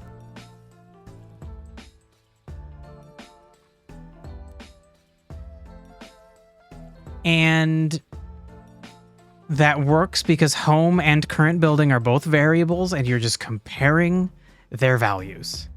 That is all that you're doing. So this might actually work right now if we run it. But I think what we want to do, I think we want to print failure 5. Because what we actually, most of the time this is going to fail. Like, I guess the way you could think about it is like most of the time that you are tired enough to go to bed, you're not in bed. You only actually go to bed one time. But most of the time during your day, if you are constantly thinking, am I tired enough to go to bed? Whatever the answer is, you're not in your bed. So we do expect this to fail a bunch. So I guess initially I should be checking it and expecting failure. Because then the goal is going to be, okay, you're not in your bed, and we gotta send you to your bed. Or in Radicate's case, his nest. Okay, so maybe it'll work. I feel like I missed something because of the way I've kind of pieced this together from that other guy's work. Let's see what happens. If we see failure 5. Okay. Now this is a problem. Okay. What did I do? Because all we're getting is failure 0. Fatigue should still start at 40. Fatigue should still go up by 5 every few seconds. And you know what? Let's just bump it up by 10. Then we're waiting less time.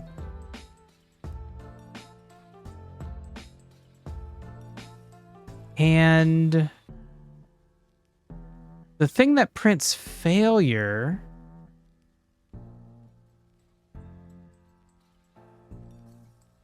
yeah, okay. I need to change these. I want each different state to have a number with it.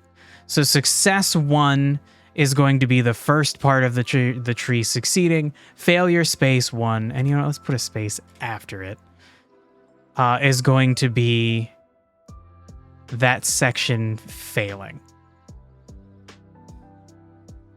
So if I change that, so clearly something I did is screwing up, yeah, the initial situation.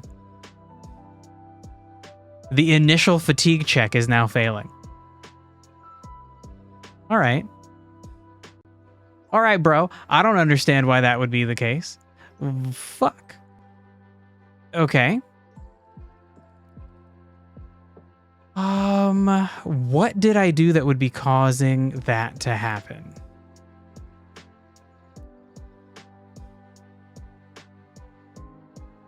We didn't change the timer. The timer is still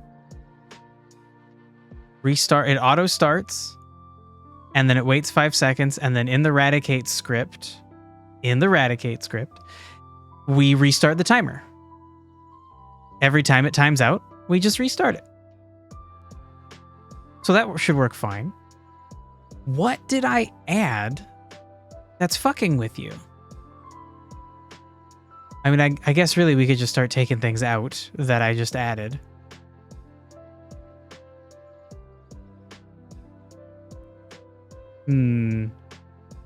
So shoot, I don't think we need to send this signal anymore, but I will leave it in because it's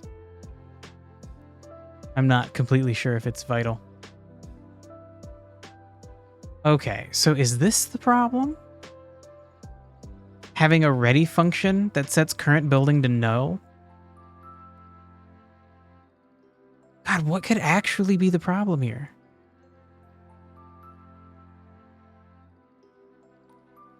Okay, you know what? I'm gonna delete these. Let's delete the bottom.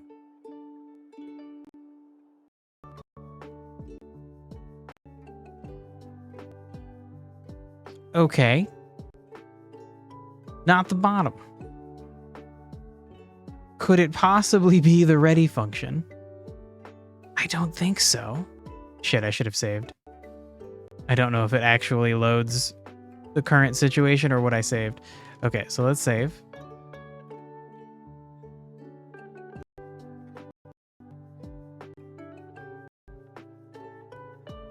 Okay, still failing. Wow. What did I do? Oh my god.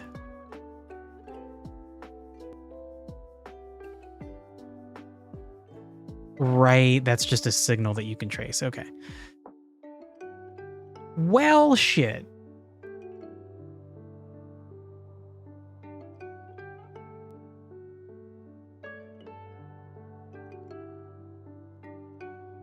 Okay, so everything up to the fatigue thirst check was functioning like perfectly fine.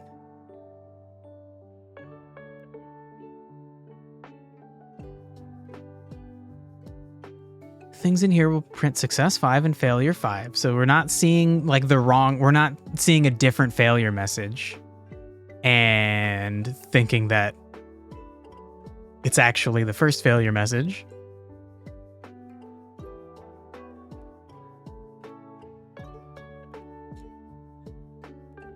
Huh. I wonder if I need to have pass in the ready function. I don't think so.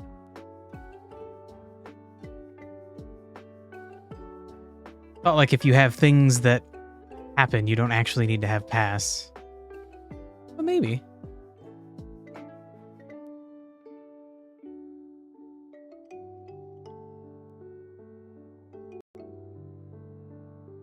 Don't think so. Don't think that would be explaining this specific problem.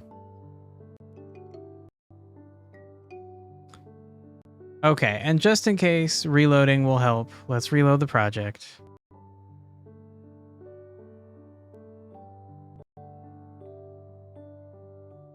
And then the only thing I can think to do is just like undo what we did and then step by step test it and see when the problem shows up.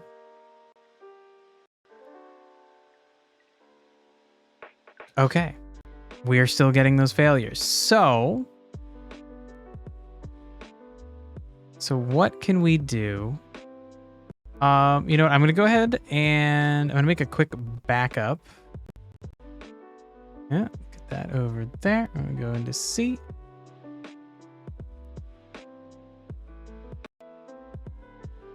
And go copy that. Go into the backups. Okay. So I made a backup this morning before we started, but I want to make a backup right now before we just start deleting things. Okay, so the thing that screwed things up is the @nest check. So what if I just... I could detach the script.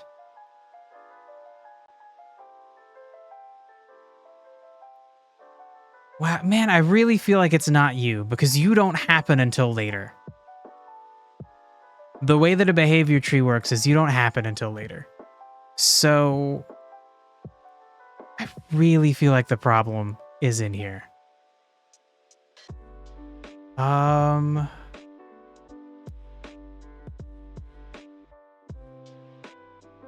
Okay, let's take out everything everything that I added. Okay.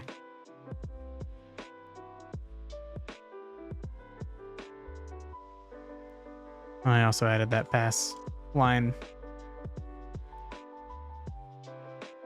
So we do still have the change where I changed the nest name.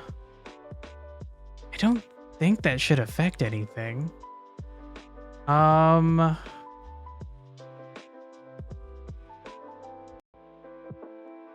Okay, and then if I look at Eradicate here, your fatigue and hunger and thirst should be starting at 40. That's the super weird thing is failure 1 or success 1 should always have a 40 next to it. Because it's reporting the starting value for fatigue, and it's freaking 40. But now it's 0. What did I do, man?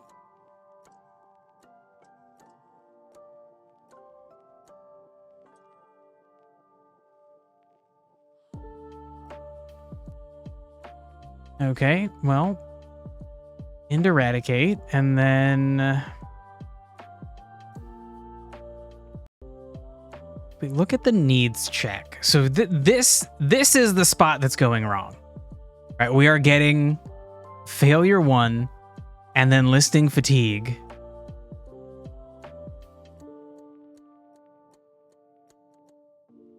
But the fatigue value is now 0. Even though before it wasn't.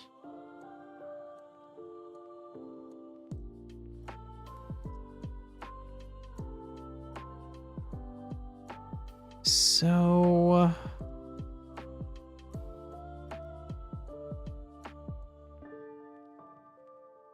up here we're defining some variables.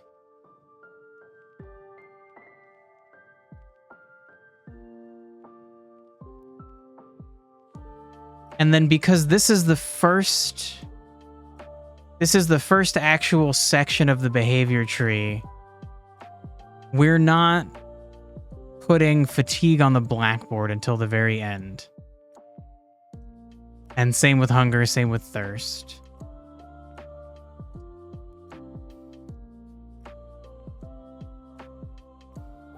And it was absolutely working just fine.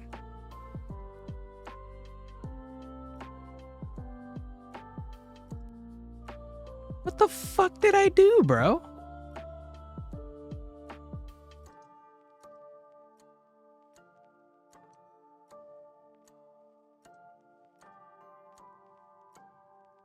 This should be connected to Eradicate. Yes, because we need his fatigue.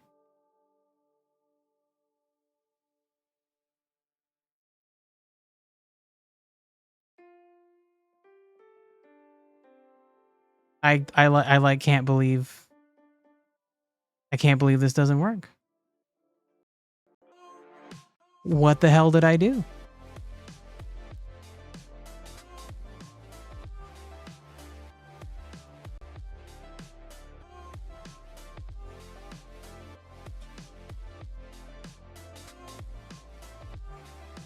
It's just completely not acknowledging the initial values.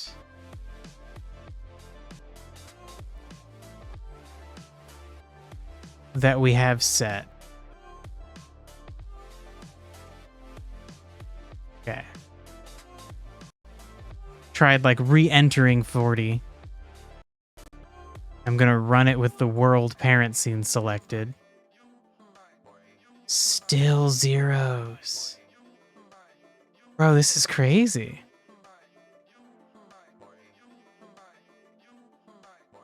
Dirk, lore-wise, you were expecting it to be difficult?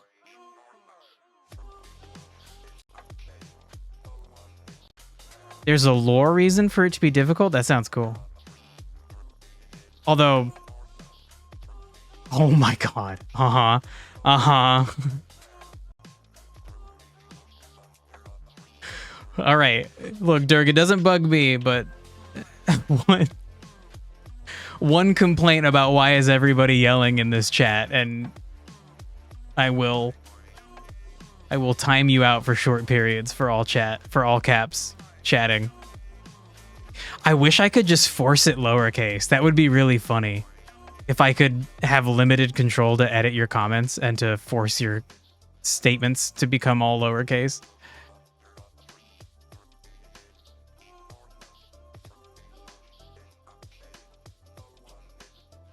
Bro, what the hell did I do? How did I break this? This is so fucking crazy. I feel like I was tinkering way over in a different corner and something else in this other corner just broke. And like I didn't fucking do that. Somebody else fix it. Maybe does it not like having a space? No, because it was fucking up before that. It was fucking up before I decided to have a nice little space after failure, just so it was easier to read. Uh-oh. Okay, well now... No, because yeah, that is without the space. It is not easy. It is less easy to read. It looked like 10, but it's failure 1 with a 0. I don't know how to tell you, Godot, but it's Radicate's fatigue is not 0. I beg of you to reconsider. I could force it on my side. Oh, that'd be interesting. Yeah, I could see there being like chat extensions that would just force lowercase. But that's not what I want. As controller of the stream, I want everybody to see non-uppercase.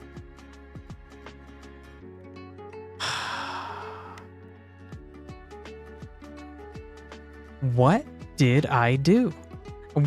I'm about to have to like open up the backup from earlier, from before the stream, and then just like redo what we did. Bro, this is crazy.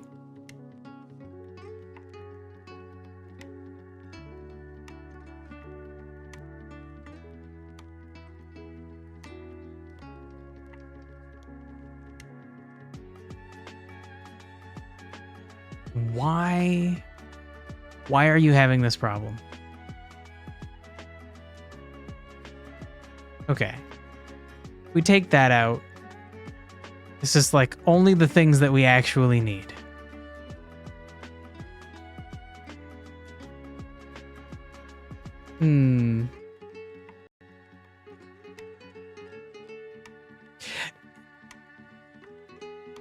You only set the value in Blackboard if you have 50. Yeah, that, sure. I don't think that's the problem, though. Let me go check the script for the very first part.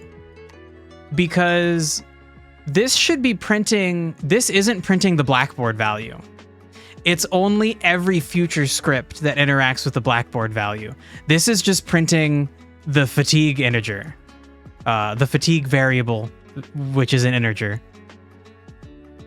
And that is defined up here on this script within this fucking area, within this, like this context or within this scope. There we go.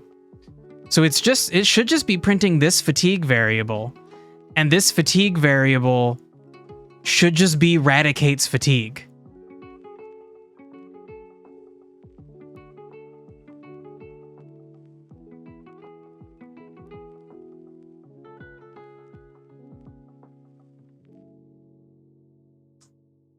All right. I think we got to just open up. Am I sure? Well, that's what it was doing before. It gets passed with the signal. That's what I thought the signal did. In this case, it's just getting the new fatigue.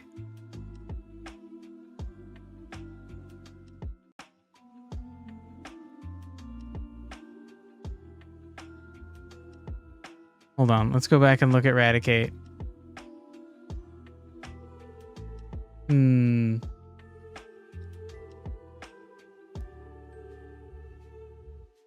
Yeah, I thought the idea is that Radicate was sending his fatigue as an integer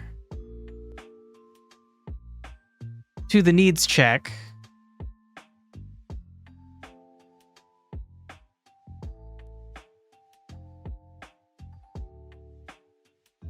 Okay, well, now hold on. Yeah, this doesn't seem right, but how was it working before?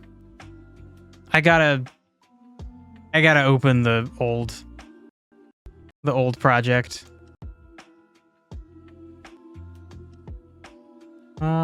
Okay, so then I guess, yeah, what we're gonna do is we'll just open a new Godot. And then what we want to do is import, and we don't want... Nope, we don't want my shit. We just want actual C. We want to go into Godot projects. We want to go into backup, and then today's backup is not numbered. It's just this guy.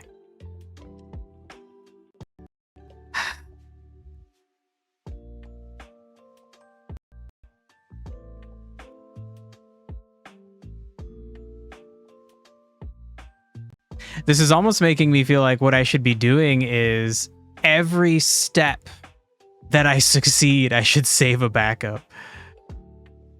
Whoa, invalid object ID. These are not normally here.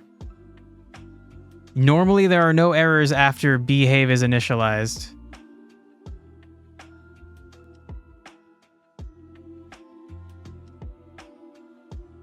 Interesting. Okay, that could be bad. Let's just run this and see if it works. And then we'll figure out why does it work.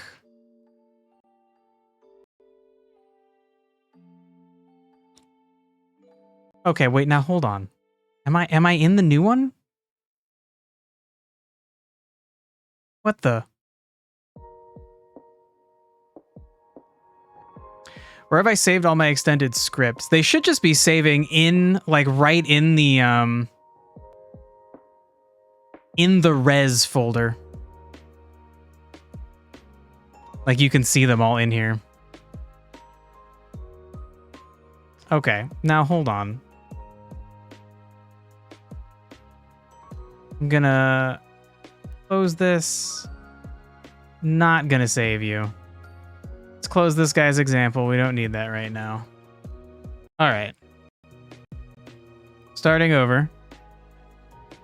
So we have the backup. And then we have today's thing. Troubleshooting is tough. Dude, tell me about it. This backup I saved this morning. Before changing things. But it looked like it was having the same error.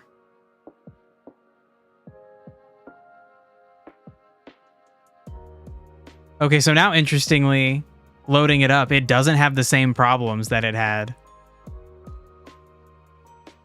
Just loading it a second ago.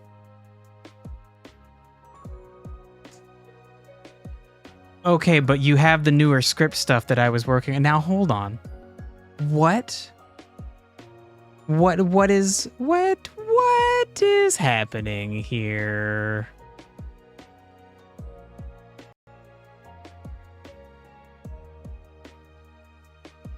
Okay, you were last saved at 10:57 a.m.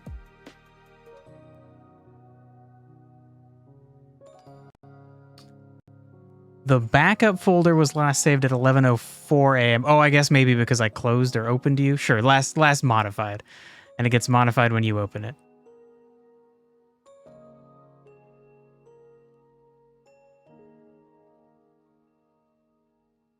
Interesting. Why?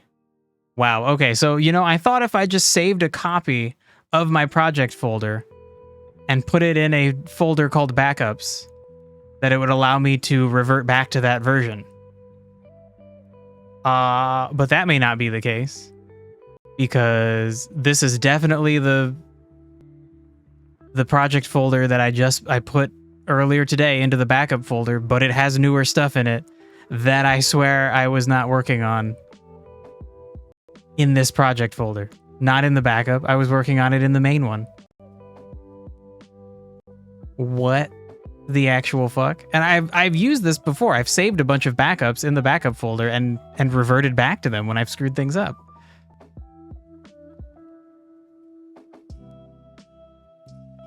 Like you, Radicate's needs check. Show in file manager. Where are you? Let's see where you are. Local disk, Godot projects, backups, Sybian scribe. So it's in the backup. Did I accidentally load and be like all day was I working on the backup instead? Because then that would mean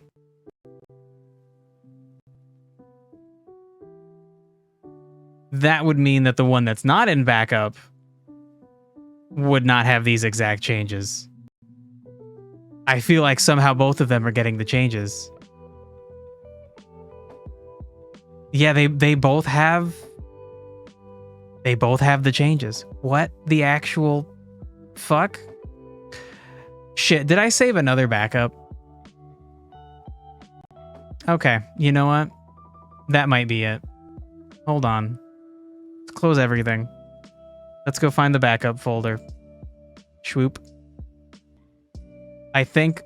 So usually what I do is I'll save a backup. It's in Godot projects. It's in backups. I save a backup and then I rename it to the higher number. Yeah. Yeah, okay. This is the one that I saved earlier today. This is the one I saved like midway through before making some kind of change where clearly I had already fucked things up. Okay. It makes sense now. Great. I'm, as usual, missing the fucking forest for the trees or whatever. Okay, so we're gonna import, and then we gotta go back, and then we gotta go Godot projects, and then we gotta go to backups. But actually, what we want is backup 17. Okay, this one should work. And if it doesn't, then honestly, I don't know. I need to go just like stare at a rock for an hour or two or something and fucking recenter myself. Shit, this has a bunch of extra compiling error things for Behave. Okay, so great. We're back to where it works. The problem is, this is the beginning of the stream. This has undone all the progress. So, what is different here? What did I screw up?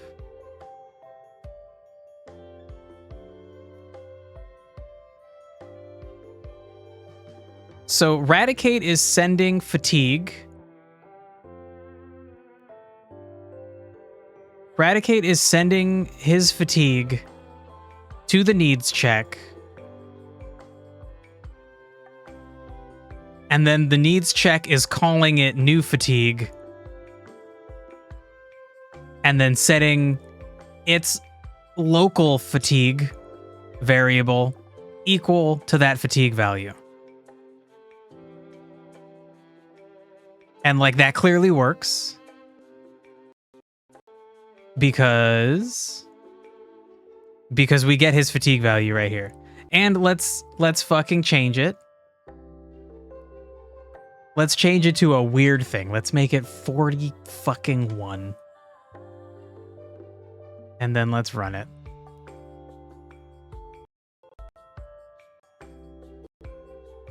Okay, look at that. It's 41, and then 5 seconds later, it's going to jump to 46. Then it's going to jump to 51, and it's going to also switch from failure to success. And then we get success 51. We get success 251. Okay. Great. So we got to be careful here. I'm going to make another backup of this one. This is number 17. This is the good one. And what we're going to fucking do is we're going to open the main file, the main project file, which I have fucked up, and we are going to bit by bit make this one catch up with that one, and we're going to test it every step of the way and figure out exactly what the fuck I did. Or if we don't figure out what I did to fuck it up, we'll at least get back to the point right before the fuck up happened. And then hopefully we just go in a different direction? I don't know. Hopefully we can actually just figure out what the hell I did. Okay, backups. Number 17. Great. We have number 17 copy. Okay. Cool. So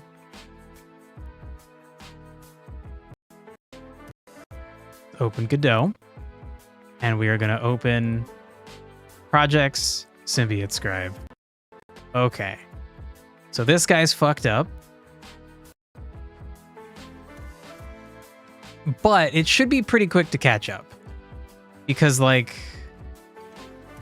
and actually yeah, the first thing I want to do, let's implement this better format. I don't like having all the numbers crushed together. So sure, let's go into needs check, and really what we want is success 1 space, failure 1 space.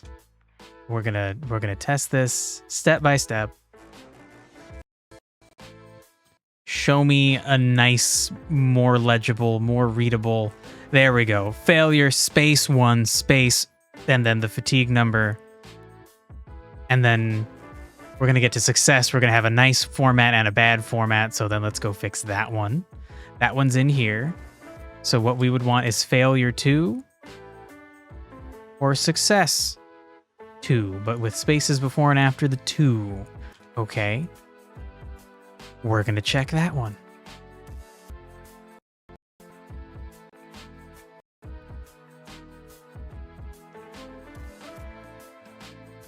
Come on, hit me.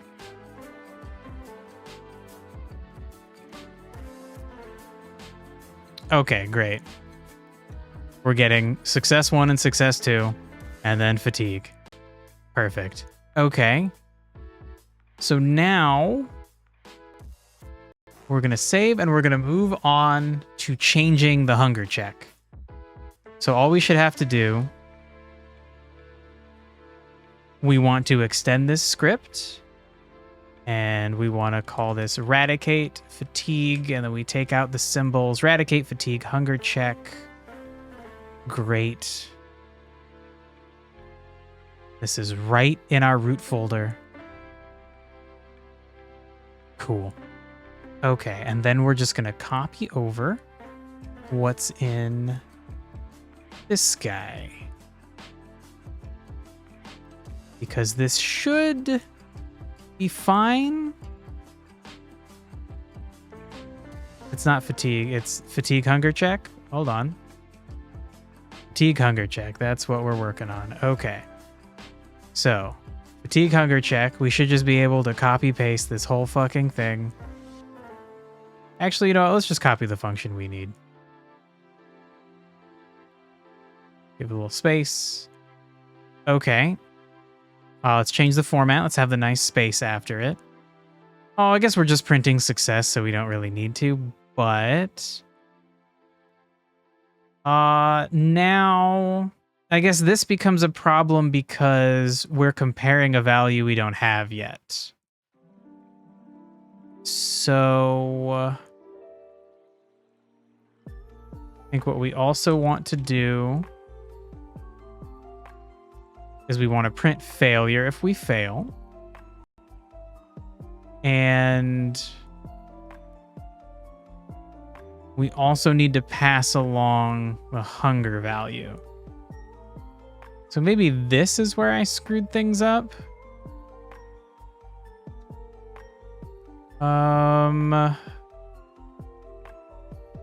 Let's see.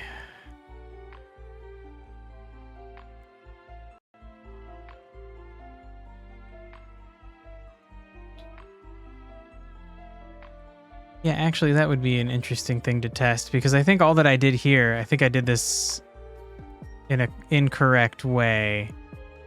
I set a bunch of values.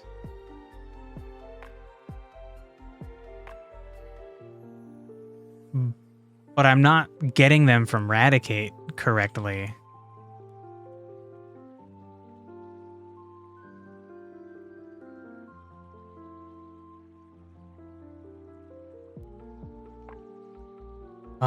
So I think what we would have to do...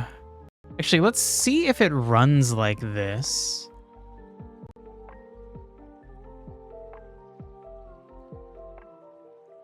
because then it might still succeed because we do have an integer value for hunger, but it's like null. It might just be 0. And so then when it goes to compare fatigue and hunger, it might just like fail. I don't know if it's going to consider the hunger value a 0 because we never told it to be a specific value.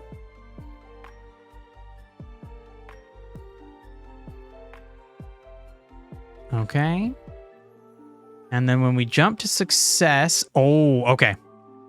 Invalid operands int and nil an operator greater than or equal to. Okay. So I think for now, one, I need to close this. Closey, closey. I know. You're not responding. I know. I'm so sorry. Okay, so let me see what happens if if I go to needs and if I just like set these equal to 0,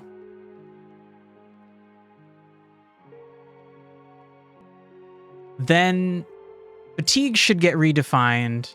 And then in here, we're also going to have to do this, but for each different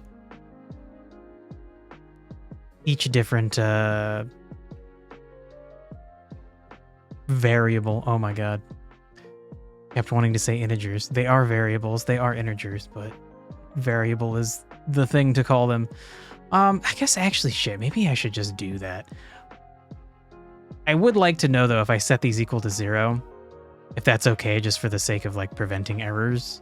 Well, let me try running that, because now there should just be a 0 value for thirst and hunger, and fatigue's value starts at 0, but it immediately gets overwritten by Radicate's starting fatigue. Interesting, we still end up with a problem.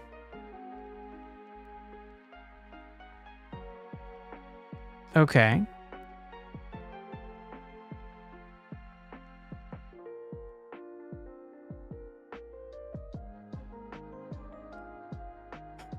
So we're setting these values in the blackboard.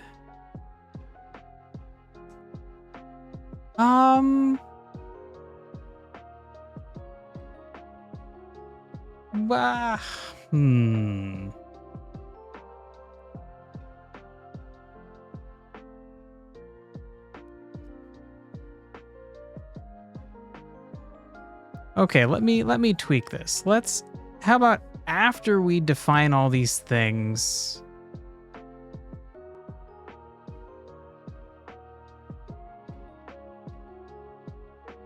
God, I could print all of the values. I don't know why they wouldn't be coming through, but printing them could at least make it clear that they're being defined correctly. Okay, so fine. I'll leave that up here, but then I also want to afterwards print, and then we're just going to do blackboard and then get value. And then we only need to just do like that. And then we'll just do commas and separate out. Let's just do it in the typical order. And then hopefully it's okay with this. I don't think I have to put them in quotes, because they're just variables. Okay, so then when this succeeds, first it's going to print success 1 fatigue, which is, I want this to stay in here for a long time. But then just for now, I also want it to print all of these values. Shit, it's going to crash right as it does that. So that's not going to be helpful. We could take away that check. So actually, yeah, sure. So for now, let's just get rid of this function. I can put it back in. Okay. Oh, shoot. The thing is still open. Oh, my God. Hi. Please close. I know. I know. You just... Oh, no. You're not responding. So sorry, buddy. Okay.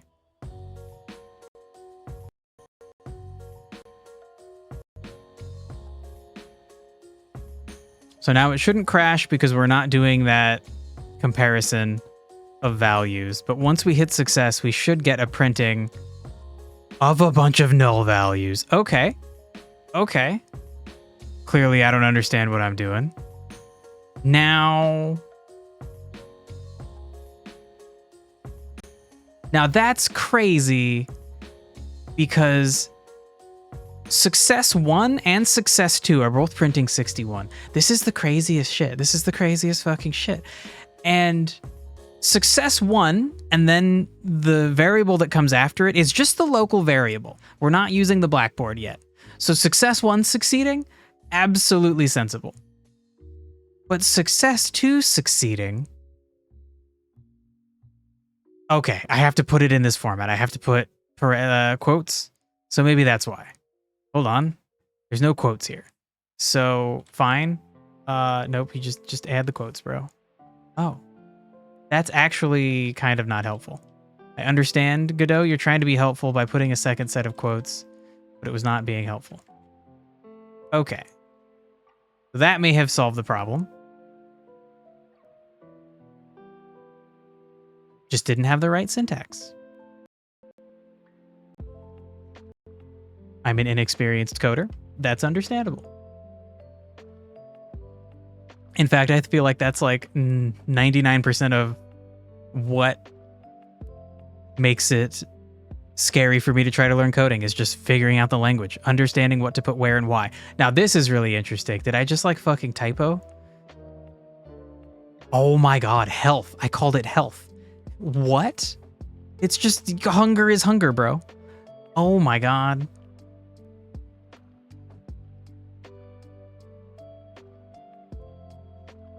Okay, so crazy enough, like these aren't even the problems that I have been encountering with the other file, with the other project file.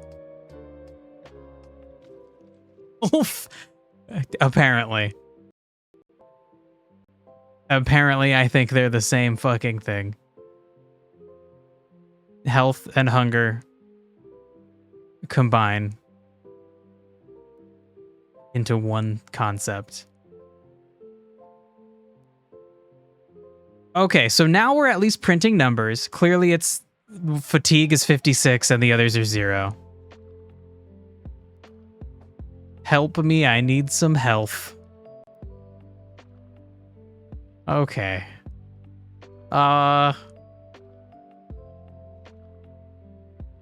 Okay, so now this works the way I would think.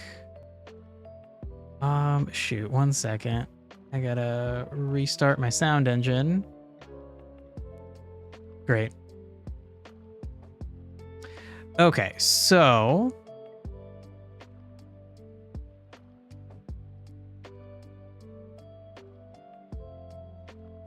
What does that mean then?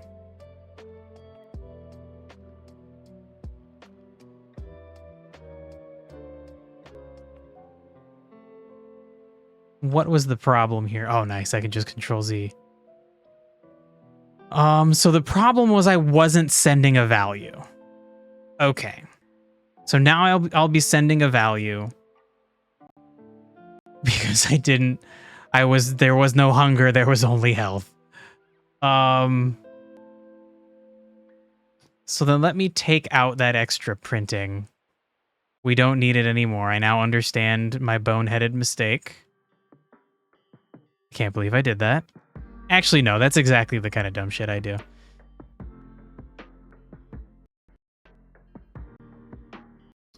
I can add quote space quote after each printable variable.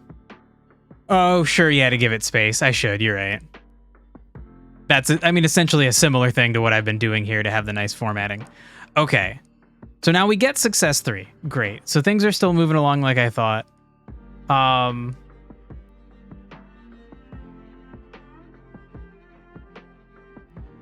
So then let's go back to that.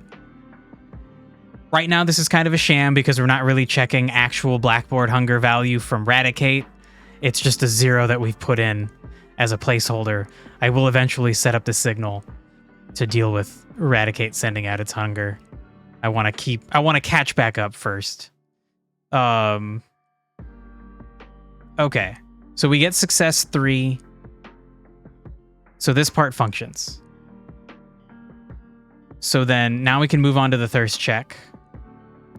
And we can just copy from the other one. And that is just a slight alteration. You know what? Hold on. Let's change this in here. We want success 4. And if we fail... Oh, actually, no. Put it before return because return's the end. We want to print failure 4, which hopefully we never see. Okay, so we want this part. Put it into here. Okay, that's good. Oh, no, it's not. No, it's not, bro. No, it's not. Holy shit, you didn't extend this. Okay, so we want to take this and we want to extend the script. We don't want to edit the fucking placeholder template script. We want to name this Eradicate Fatigue Thirst Check. Great. Oof. Almost caused a different fucking problem. Okay. So now this should function as well. We should be able to get success 4. Come on, come on, come on, come on, come on.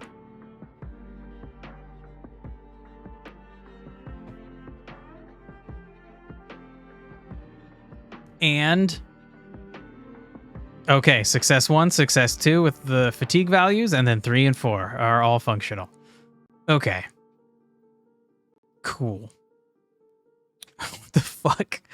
What did I do to this fucking script to ruin it? Well, to one of the scripts. Maybe multiple scripts in the original file. I'm so confused as to what I did. Okay, so we're already looking at the thirst check. That's what we did. Great. So then here is the part where I probably screwed things up, which is the nest check. So first we want to extend. This is going to be a Eradicate at nest check. We're going to create that. No naming scheme issues. And then let's save right here because I feel like the problem is coming. So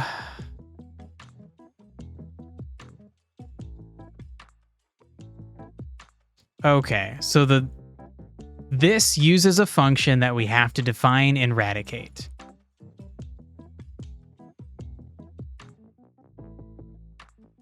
And yeah, I guess I was thinking maybe for the sake of troubleshooting, what if we just defined the function in here? So it's all in one little area. But we're gonna want it in Eradicate eventually. Okay. So then let's see what happens when we put this into here. It should just be like, that isn't a function, you dummy. And I don't know if that means it can't run. But I feel like it's going to crash the moment it gets to success. And it's going to be like, you told me to do a thing, and it's not a thing. What the hell?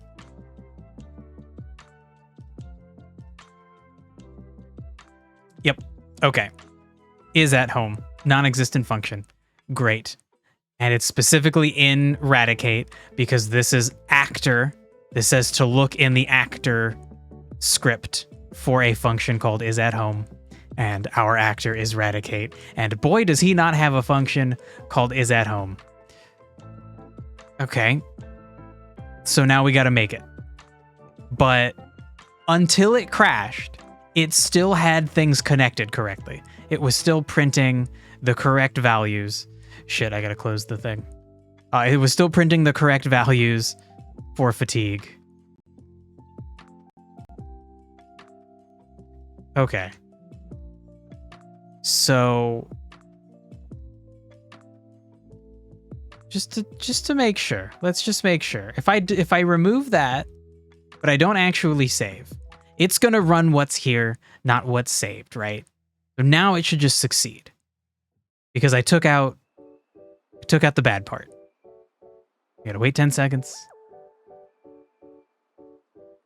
Oh, Greg's hanging out. Is the cat cam still set up? Nope. Nope. Right.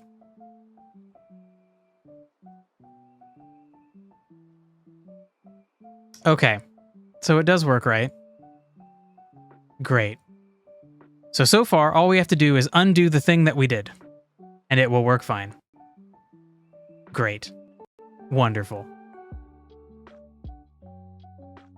So now let's go into Eradicate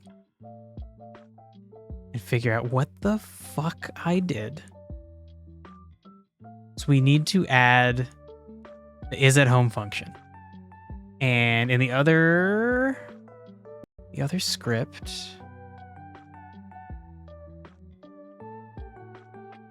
shit, I deleted it. Okay, you know what? Yeah, let's just, that's fine. We can just fucking start over. I don't mind doing that. Yeah, let's just close out of here. Don't save. Okay. So we need to open the guy's example again.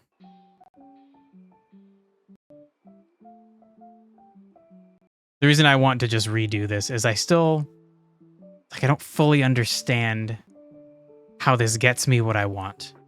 It's still so hard for me to read code and fully understand what it's doing.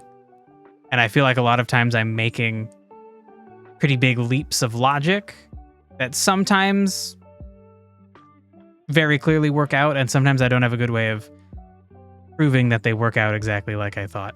Okay, so we're in this guy's character script, and we specifically need this isAtHome function. So I'm going to put that in, but it's not going to work because, great, yeah, thank you, Godot. What a good helper you are right now. Because we don't have something defined as a current building. And so then actually, let's take this out and let me do what I'm remembering that I thought was the sensible thing to do, which is to have a ready function. And we also need to have a variable that is current building. And what I want to do is when it readies, I want to define it as there being no building. So let me see. Am I allowed to define it as null?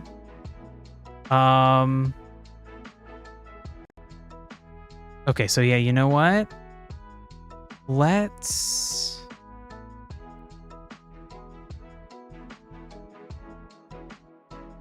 do I take this out for now?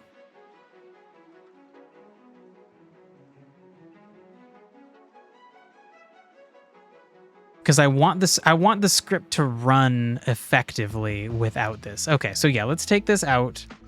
And since I know I'm not gonna save this script, I'm gonna put this down here. Can you vent a bit? Sure, Dirg. Just if you can keep it PG-13, don't get graphic. But I think that means you could complain about pretty much everything. It's just how you complain about it, right? Like, avoid being obscene, which I feel like you would do anyway.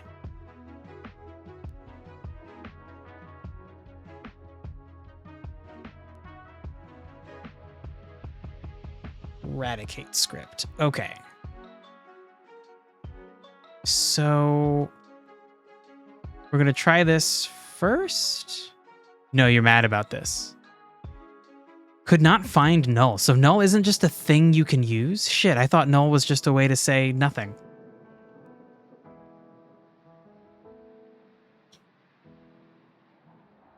Um.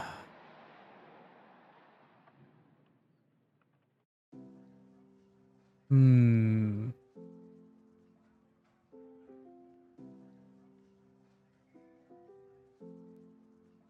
Do I just like define you as like a string?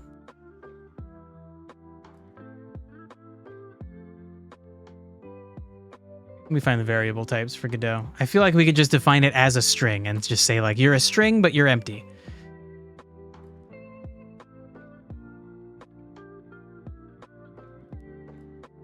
Okay, yeah, but it's a string with a capital S?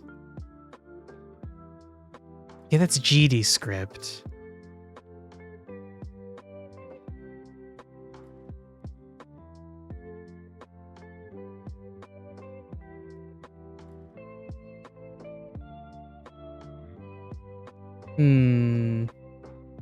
Okay, you know what? I'm just gonna try string. Try it with a capital. Why not? That is how it auto-completes. Okay.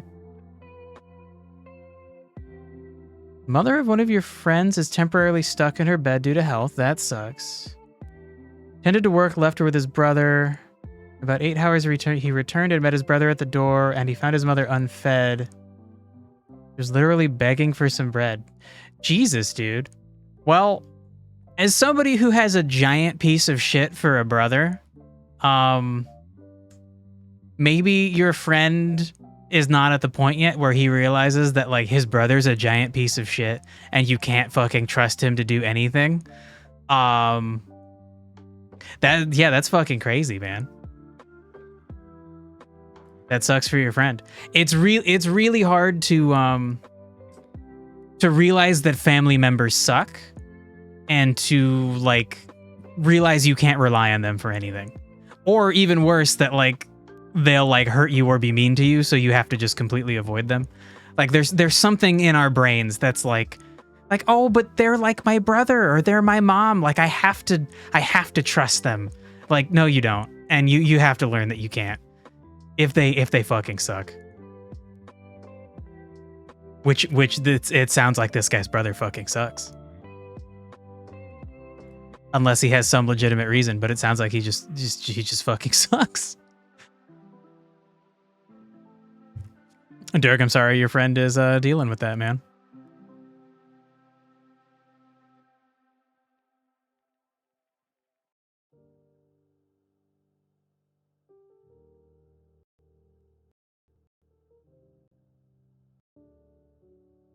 And also, you know, that's not a really hard thing to do. It's weird for me to try to put myself in that situation because my brother and my mom are both like abusive assholes. So I would have to like pretend like, okay, what if my mom was cool and she was sick? Like, that seems like something my brother would do. Just like not give a shit about taking care of her. And, you know, that fucking sucks because then, like, basically he can't go to work without realizing, like, nobody's going to take care of my mom. And obviously, I don't know the relationship quality among your friend and his family. You're sorry about that? Yeah, don't make this about me. I'm just providing that information for context. I've accepted it. It's unfortunate. Lots of people have those kinds of problems. Lots of people have worse versions of that problem. But it sounds like your friend has some kind of problem like that where, like, I don't know, maybe his brother has a problem with drugs. Maybe he didn't help his mom because he was just like doing crazy drugs. Maybe he was like sneaking out to see a girl, so he wasn't even there the whole time. Like, I don't know. It doesn't seem that hard to just like give your mom some food. And you would think, like, if I was your friend and I had a brother, like both of us have the same mom. Like you should both appreciate that mom the same amount. Like she probably treats you two pretty similarly. Maybe she doesn't. And again, that would get into me not knowing like family drama issues. Like maybe your friend's brother hates his mom and maybe he has a good reason to. I don't know.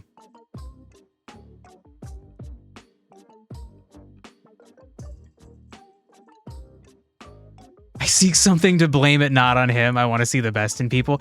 I feel like even if it was like he's on drugs or something, it's like there's always some kind of explanation, right? And yes, in the end, it is his choice. But it's like you've got to figure out what the actual problem is. Like maybe that person is just a piece of shit. Or if it was something like he was sneaking out to see a girl that he was into, it's like sit him down and be like, dude, come on. I know, like, I get it. You want to go hang out with a girl. You like fucking priorities, man.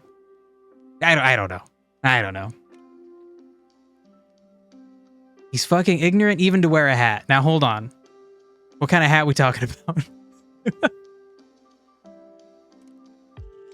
You talking about a Jimmy hat? Like a condom? You talking about a hat like a helmet? Like protecting your head? I don't know. But yeah, I guess if he's just like... Oh, winter hat. Okay, like going out in the cold. All right. I feel like it's just like you can't trust them then. Which fucking sucks. That sucks for your friend to have to come to the conclusion that, like, he can't trust his brother to do the most basic thing to take care of his mom. And maybe there's some way to fucking fix that personality problem. But, like, I don't fucking know. But that fucking sucks for your friend, because your friend is probably just like, I can't go do anything and trust the people around me to, like, help my mom. Including my brother.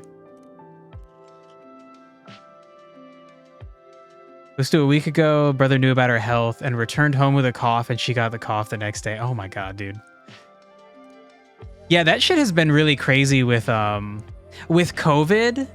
Like, seeing the number of people, like especially, it's been really crazy to see like old people who get sick and think they might have COVID, but they like go visit their family anyway.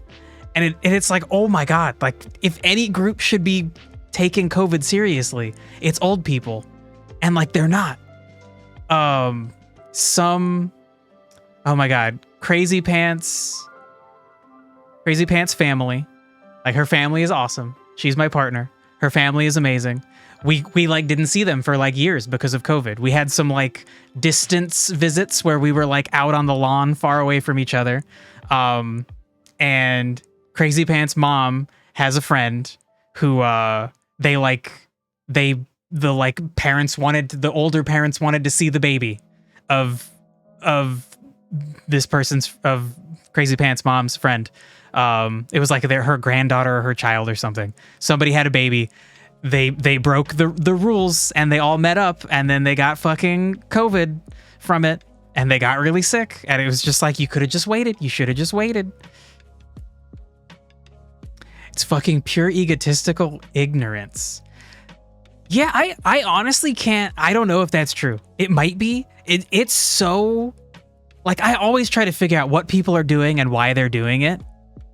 But sometimes people do things that are so stupid that every reason I try to make for like, well, maybe they did it because of this. Like, none of it makes sense. None of it fucking makes sense. Damn, Team Worm, your whole family's immunocompromised? Bro, I'm so sorry. That fucking sucks.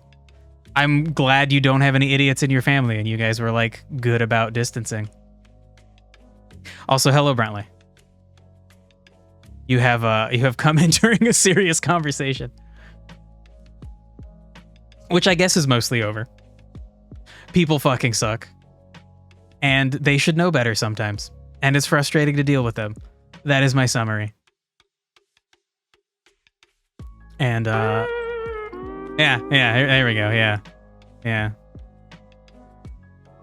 So anyway, I should probably get back to trying to code this thing. So now we have the current building set as a string. So I think we can go back. Oh, actually, can I Control Z? Hold on. Okay, no, it's not gonna get me what I want. Okay, so we want this set as a string. We want to add a ready function. And we need a colon. Shut up, Godot. I know we need a colon. I know. Oh my god, are you gonna fisheye me now? Oh my god. Also, Durg, every stream, I check to make sure I'm centered on the thing, and I'm so not centered on it when the fisheye zooms in. Thank me. I didn't do shit, bro. I didn't do shit. I guess you're welcome. I don't think I did shit. I guess I gave you a place to vent. Sure, sure. This can always be a place to vent. And again, if you just keep it PG-13, then we're totally good. There's probably some like morbid, gross details about serious events in people's lives that should be kind of cleaned up for an internet discussion where people of all ages can come. But you are always welcome to vent about things.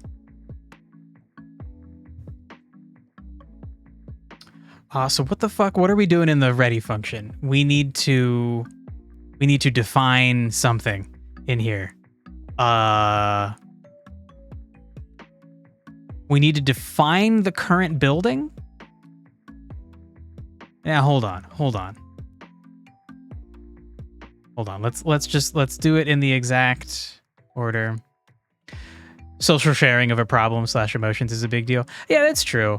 I feel like that's a good value of the internet.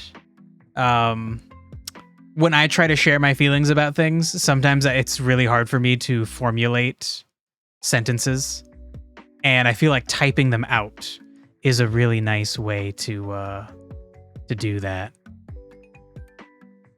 It forces you to kind of slow down, think about things. You can read your sentences and be like, hold on, that doesn't make sense. Well, yeah, you know. It's how info propagation works for human hives on an evolutional scale. Yeah, I guess so. Sure, that is a way to contextualize it. But it's a specific kind of information. Right, it's not just like look at this cool rock, it's shaped really well and it breaks open coconuts really well. It's like information propagation of each of our perspectives or something, you know? You're prone to share your bad feedback so the population will be aware. Yeah, sure. And you should try to, I feel like it's really easy to share bad feedback because negative emotions really motivate you. But it could be hard to share positive feedback too. It's like you don't feel as motivated. Sometimes I feel like I should tell somebody I really appreciated they did something for me, and then I just don't do it. And then like a week later, I've like wake up in the middle of the night and I'm like, fuck, I should have told that guy I really appreciated that he realized that this was the problem and he fixed it for me. And it just, you know, I have social anxiety, so I don't tell people those things. But yeah, it is emotions are fucking difficult to share because we like, it sucks. It's like we need to share the information, but we like break down as human beings, like trying to talk and not get mad or like cry or whatever. I can tell it to you in the middle of the night. Yeah, I guess that would be like daytime for like morning for you. I think I'm okay. I think really what those messages are sending to me is like, I need to go out of my way in the moment. If like I was at a restaurant and somebody was really nice and realized a problem I was having and they like solved it for me, I should be like thank you. I went and got I had my like yearly medical checkup, so I got like blood work done, and the nurse who took my blood was like really good at it, and she was very nice and like carried on a conversation with me, and I don't know. I told her she did a great job and I appreciated her, but I feel like maybe I should also like leave a nice review that's like, hey guys, if you get Jennifer, like Jennifer's fucking sweet. Jennifer did a great job. Jennifer's cool. I don't know about other people here, but Jennifer does a great fucking job. You tell phlebotomists when they nail it? Yeah, I regularly do because the first, also, in case anyone's unaware, a phlebotomist is a person who draws blood from you. The first time I had blood drawn as a kid, it was like a traumatic experience. Like it was so painful. And every other time since then, the people who have done it, I don't feel any pain. I feel like some pressure, like some nudges. And so I'm just like, I constantly think about the first time I got, oh, same thing happened to you. That's funny. I constantly think about the first time I got blood drawn, and I'm just like, what was wrong? Like, did that person use, like, did they have shitty needles? Was it like not the phlebotomist's fault? Or were they new and they just didn't know how to do it right? But like every other time since then, I don't feel any pain, and I feel some minor like pressure on my arm. And they're like the thing that they use is like a needle that sticks into you, and then like vials slide into that, and then they like slide it in and it fills up with blood. They pull it out, they slide another one in. And like when I first got my blood drawn, every time the lady switched vials, she was like pushing it into my arm, and it like fucking hurt so bad. But then like every other time they switch vials, no problem. I feel a little bit of a poke or a push, pressure, like not even a poke. It's fucking crazy. So yeah, I regularly let phlebotomists know about my terrible first experience, and that like they're doing a great job. Midway through, they told you could look, and as a dumb child, you looked without thinking and then freaked out. Yeah. Since I knew what was going on, I was just like, do not want to look.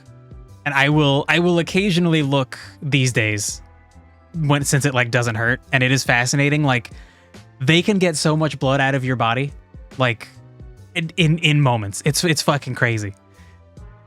It is insane to watch the little vials fill up with blood. It feels like something's terribly wrong with you as a machine for you to be able to just like lose that much liquid and not feel it. It's fucking crazy. Oh shit. Okay, so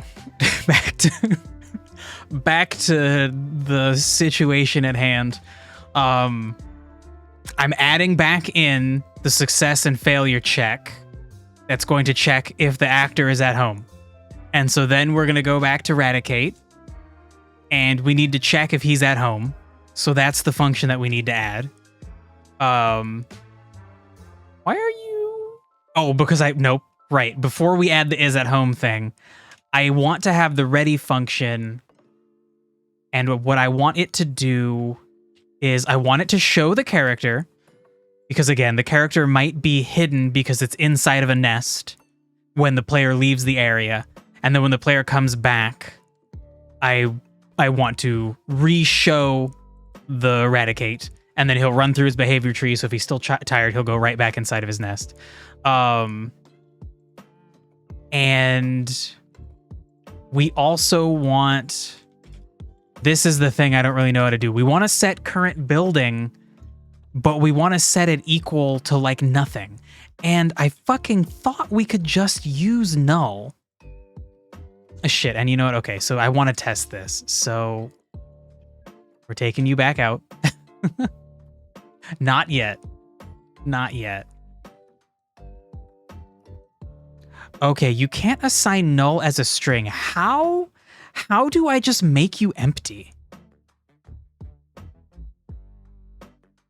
What if I just call you empty? Is that allowed? Can I just like call you that? Or like none in quotes? Because this doesn't need to actually refer to anything.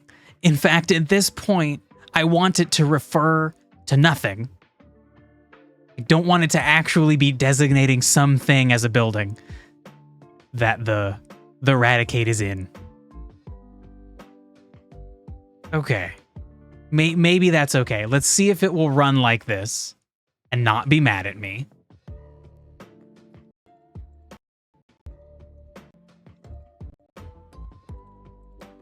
Okay. So we're not causing any kind of catastrophic failure.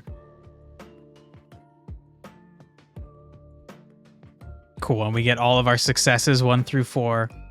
Isn't that lovely?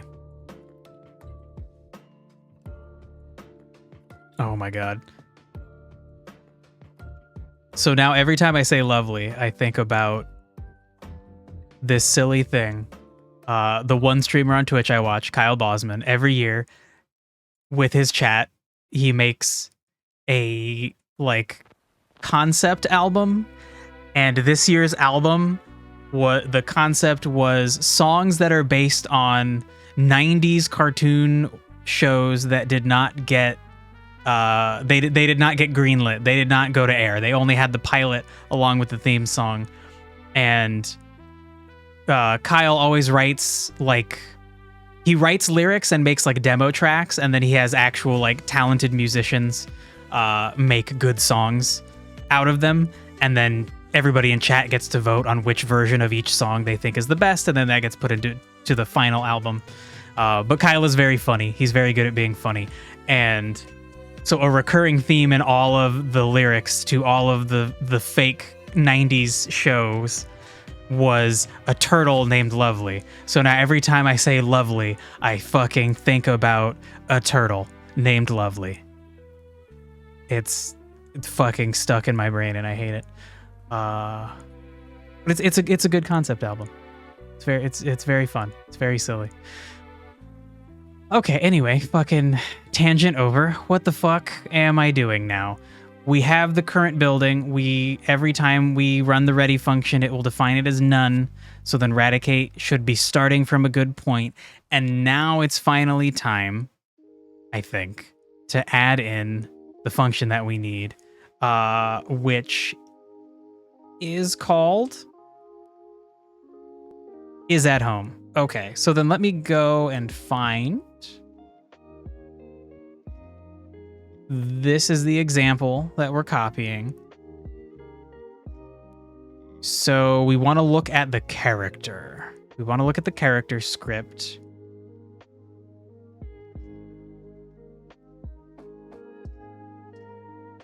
Okay, so is at home is just like, is the current building I'm in home? And so I think we can directly copy that.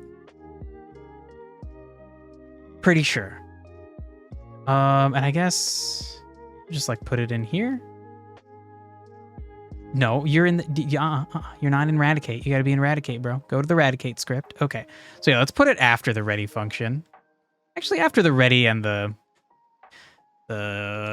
physics process function seems fine.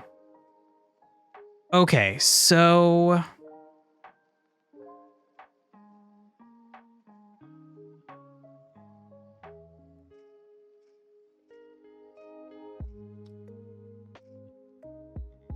we have a problem.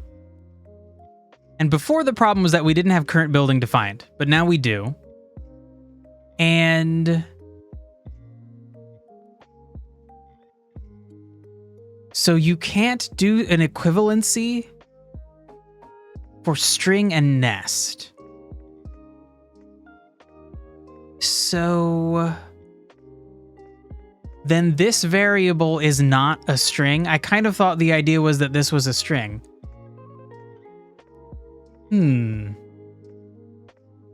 Because it's some text. It is text that refers to a class. Shit. Okay. Oh my god, Greg is being so cute right now. Hold on, let me see if I can get the cat cam thing set up. Now hold on.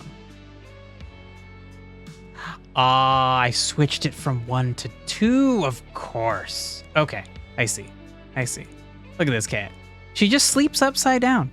She's totally out. And one of her eyes is open. Oh my god. Okay. So right, I can in fact control the cat cam. Great. I switched the names up. I switched cat cam 1 and cat cam 2. Okay, so like what the fuck then? What do I do with this variable problem? I go back and look at GD script, which doesn't seem like it's official. But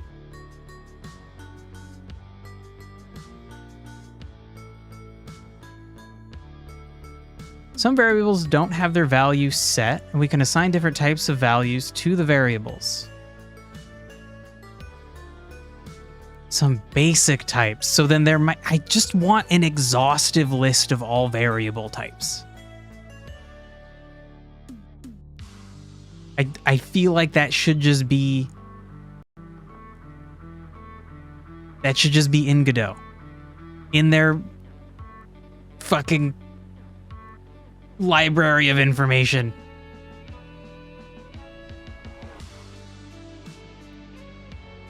I don't need to know about exporting. I just want to know about variables. Give me your most basic high-level page about variables.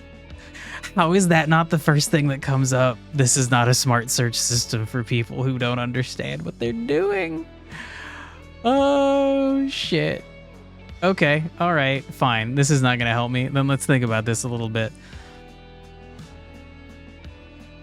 So, defining it as a string seems wrong. Yeah, Dirk, I saw the basic types. None of those seem like what this is.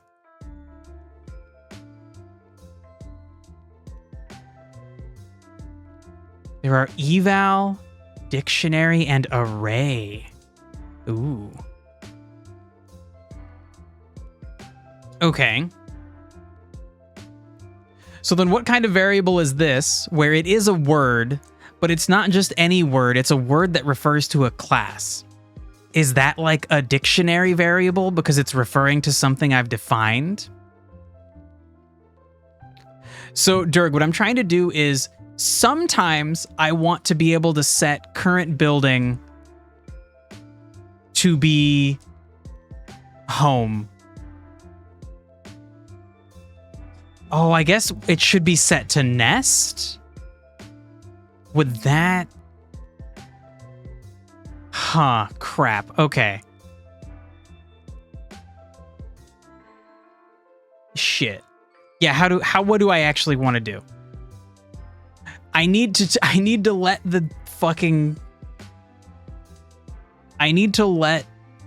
the game engine know that sometimes the building that Radicate is in is its nest, and sometimes the building that Radicate is in is no building.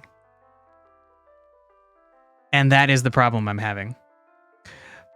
Okay, so this is just the class name, but then what type of variable is that? What kind of variable is a class name? You know what? I'm gonna Google that. Glass name, okay. Shit.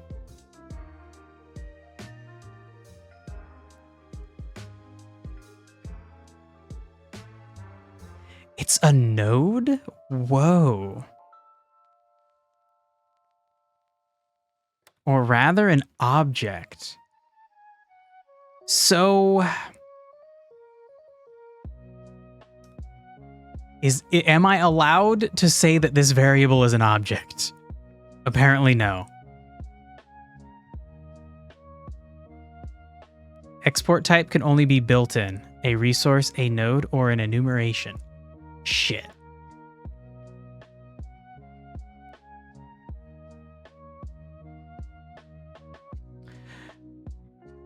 So yeah, what I want to do is I want to know what to put here because I need this to not necessarily be defined when I start. I need Radicate to be able to have a building variable, the current building, so that later on I can know whether or not he's in his home, which is his nest. Nest has to extend building to compare it to building. Okay, so... my God, how do I fucking do that? So over in the Rattata nest, that's where we like defined Rattata den is where we defined this as the class name that is nest. And so then that is how Radicate can know that his home is some kind of nest.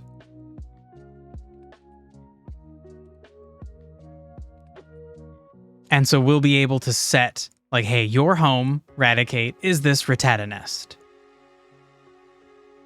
But then we also need... We need Raticate to have a status.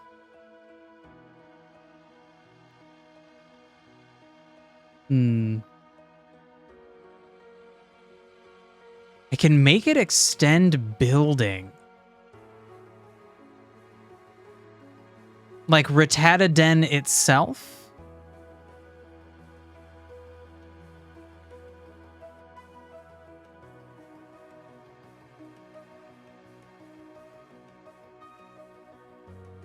Will that nest? But yeah, but how do I actually... I don't know how to actually do that because the only place I've defined a nest is over here as a class name. So like if I put... I guess no caps. If I put that... Oh, interesting. Extends can only be used once. So we can't inherit info from static body 2D and building. That's interesting. Okay. Now I can extend static body 2D. Fuck.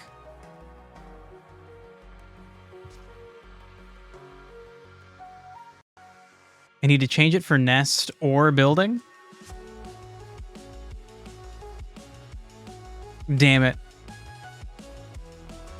I don't understand how to do that.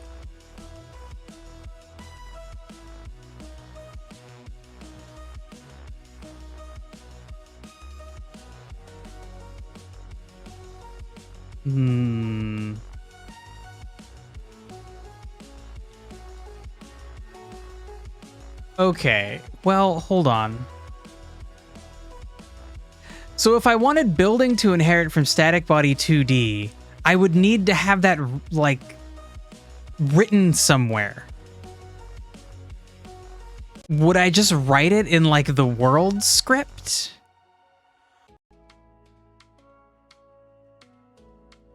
You do you, you'll grab Miro and paint. Okay, I think I have an idea of something that I might be able to do, but I'm not really sure. So, I kind of want to try something that might make sense.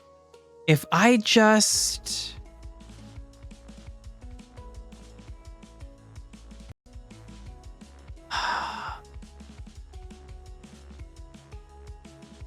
Okay, what happens if I change this class type to a building?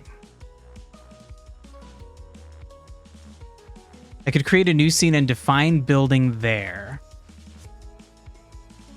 But wouldn't it make sense that I need that definition to be like the parent scene that Raticate is inside of? And really that the whole game is inside of, because I'll be using this definition elsewhere. So I feel like it almost makes sense to just define it in the world parent node for everything. Like, just make a script out of this and then define building in there. But I'm not sure. I don't understand how that works. Okay, so what I'm thinking is either I give the world a class name so that way I could always set Raticate's current building to, like, world, so that he's, like, out in the world. If you define a class, you'll be scanning for classes through all of the project. Okay. Yeah, that kind of makes sense because it gets really mad at me when I have a class defined in multiple places. I could see that making sense.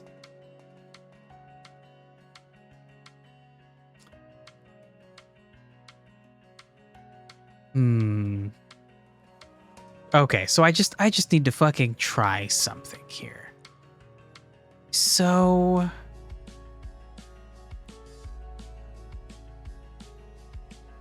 here Raticate has the variable home. And I'm saying that that variable is one of these classes. Is some kind of nest. But that seems like maybe that's not the way to do it. And I just set it as a building. And so then I would just say his home is some kind of building, and I choose from the bigger pool of buildings, and we put nest in there. I think that is going to make sense to me logically. So like now that should be fine, but now our problem is still the same problem before, which is that I need to set a current building. And I want to be able to set it as none.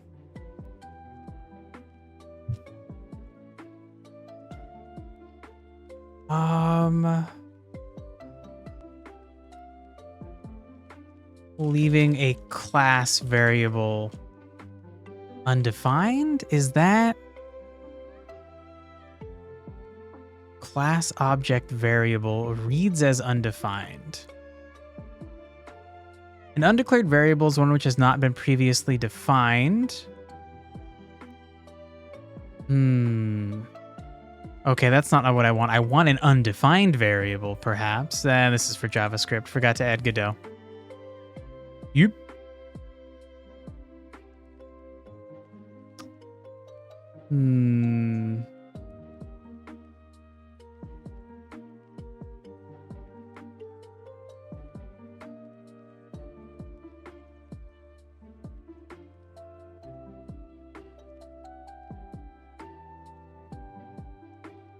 All right.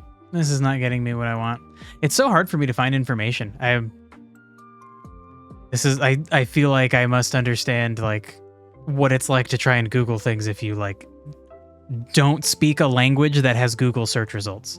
Like if you barely speak English and you speak some like native tribe language in some country and they don't have access to the internet a whole lot. And so you're just like trying to find things on the internet, but you're like, I can't search in my language that I know well. I have to search in fucking broken English. I feel like I have broken English level quality of understanding for Godot. Honestly, for all coding. Okay, so fuck, what do I actually specifically want to do? I want to be able to set this to nothing. I want you to be empty. I want you to know that you're a variable, but that you are not yet defined. Maybe if I just don't export you, because I don't necessarily need you available on the inspector. Could I just set you as a variable but not define you? And the only reason they would want me to define you previously is because I'm trying to export you. Let's try that. So we would start with no current building defined. And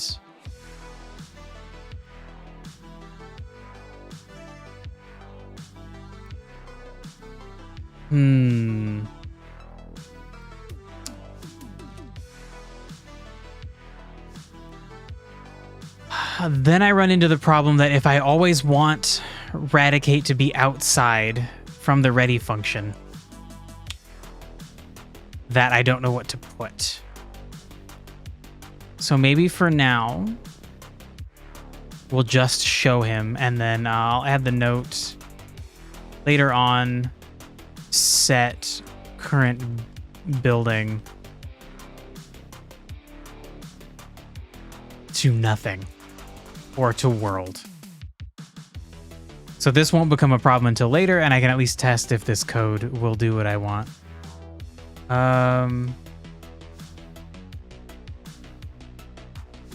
And then when we run the function is at home,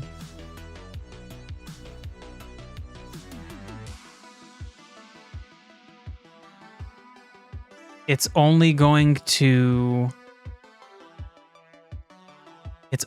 like succeed if the current building is equal to home, which it won't be. And currently that's what I want. I want it to not be equal to home for the purpose of this nest check.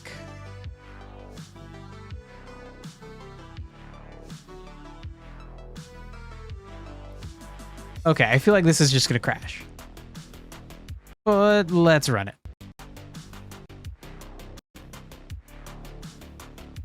Okay.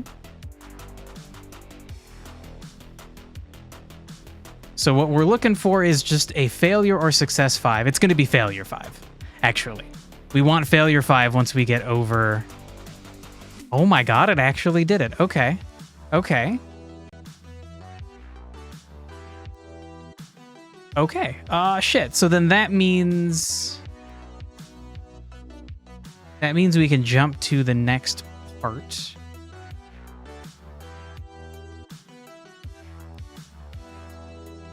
Which is that... So if we fail and we aren't at our nest, then we need to go to our nest. That's going to be the next part. And so then we'll get the process of going to the nest done. Then we'll get the process of updating that you're at the nest done. So what we're going to want to see overall is what we've been seeing, where it fails a few times. We see failure 1 over and over. Then we see success 1, which means we've moved into the need selector. And then we come down into the fatigue sequence.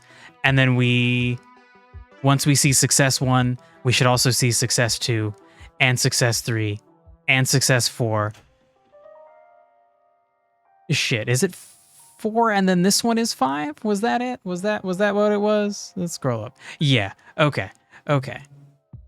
So then we will see failure 5. Whoa, Greg. Oh my god, she just like jolted up, but is still asleep.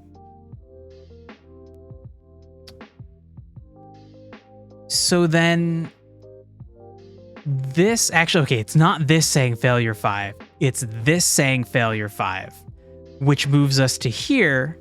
And then we want, let's see, we want to return running. This will be the first thing that will return running. And while it's running, it's going to be moving Raticate to the nest.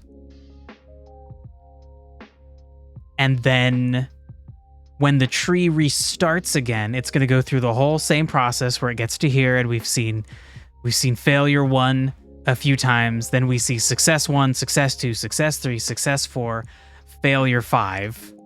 But instead of failure 5, we want it to be success 5. Okay, so that's the current goal. We got to get this functional. So when we see failure 5, it's going to move on to the go to nest action.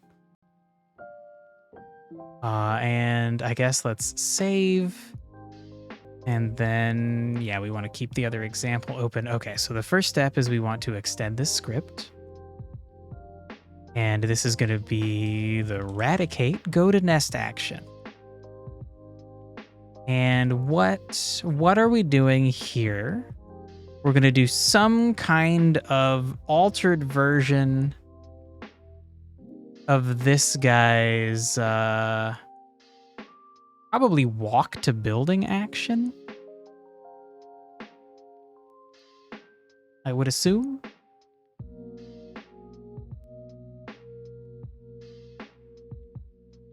So what do you do here?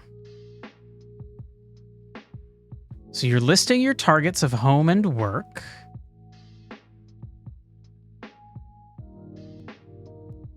Okay, and this is specifically the walk to home sequence. So this is going to be him walking from work to home.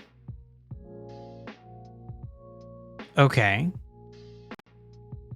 So ours is going to be different because we're going to be walking from our current position to a target. Okay. Export variable walk to target.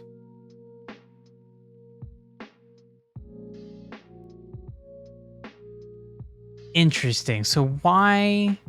I think because he wanted to be able to reuse this action.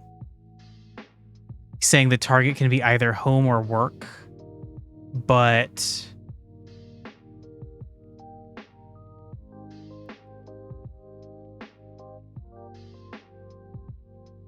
why not just set it to one specific one?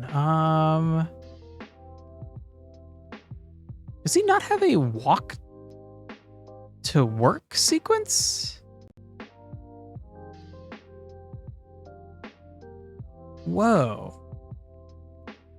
It's in the sleep sequence probably. No? Okay, hold on. Let's crush this down. Crush it all the way. Here's the behavior tree. It has a root node as an action selector. And then it has a sleep sequence and a work sequence.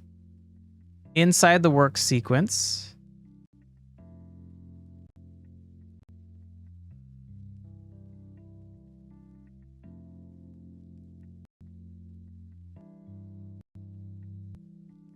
he has the walk to home sequence in there. I guess because you were working, you'd walk home. I'm sure you're sweating to death, so close windows, please. All right, all right. Thank you.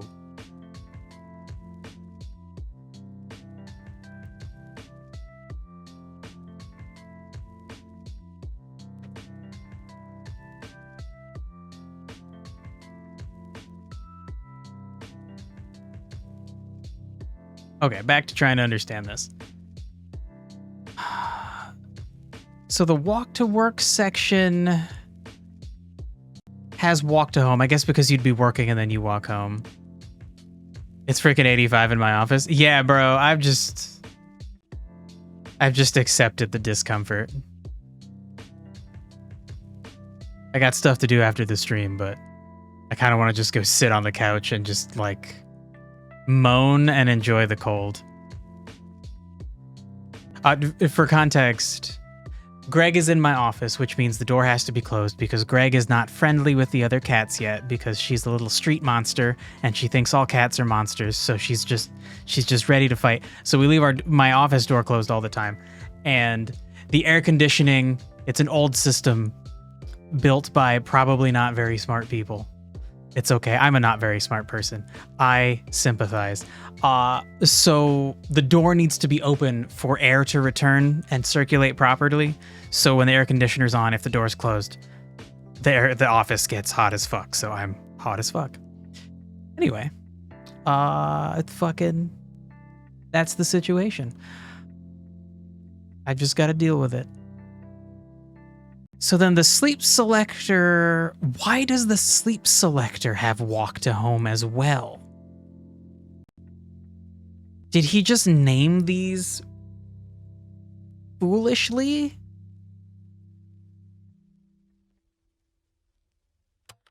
I feel like he didn't update the names to be sensible. Because both of these sections have a walk to home sequence.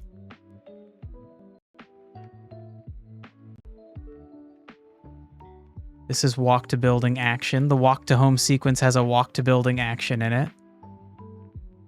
Interesting. Thank you, Dirk. So maybe he just reuses the same sequence. You gotta go. Yeah, no problem, dude. Have a nice day. Nice evening. Have a nice whatever the hell it is, all right?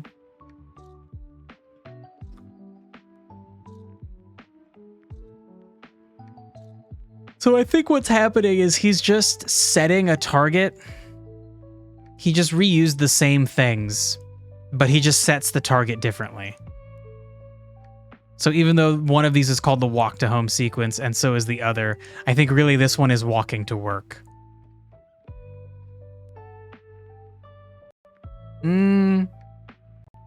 No, probably not, because then he sleeps. So this one is actually walking to home. Oh my god. Dirk has corrected himself to speak in all caps. Alright, good luck with that, bro. Good luck with your new all caps life.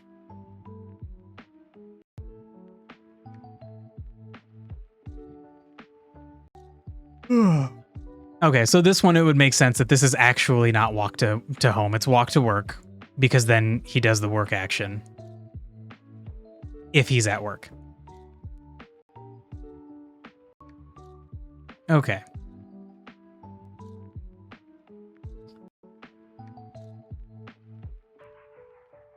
So, yeah, I guess I should have kept reading the script because then it explains the situation. Although it's hard for me to read Godot. Oh, yeah, Greg, get it. Oh. She was getting a good scratch, and then she saw my finger and decided to, lick my finger. Okay. She grabbed it and she licked it. Greg, that's very nice of you. I don't think she's given me individual licks before, but never multiple. I appreciate that.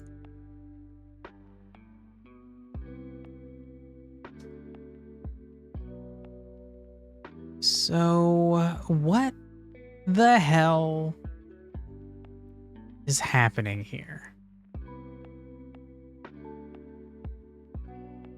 Exports the variable walk to and then a target. The target's got to be one of these. So did it have a target set before this? What would be happening in here? This will be a good lesson, a good test of my understanding of behavior trees. So this is a sequence. So it wants to succeed at all of these actions, and then let's compress them.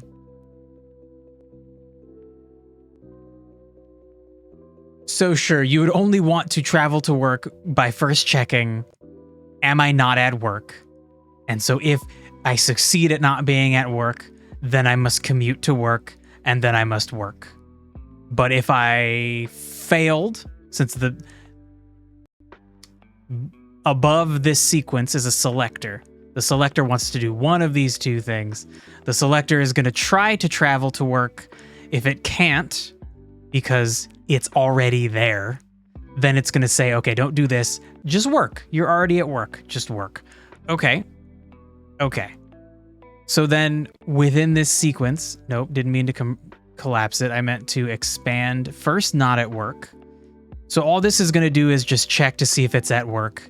And then it's going to reverse it, because what it actually wants to know is, am I not at work? So this thing is just inverting that. It is an inverter decorator. I hate the term decorator. What does that even mean? You're not making it pretty. You're just inverting. You're like an inverter logic thing. Fuck, yeah, okay, I don't have a better term. Fine. You win, society. Society of people who made behavior trees. Okay, so then we go past that, and then we go to the commute selector. And I guess actually in the is at work condition, we might be setting a target. No, we're just checking if we're at work or not, and succeeding or failing. Okay. Okay. And so then within the commute selector is an exit building sequence. You're going to check to see if you're in a building. If you're in a building, you got to leave that building. Sure. Okay, and all of these are just referring to functions that are written up in the actor, which is the single character in the game. Okay. So then the walk to building action is pretty complicated.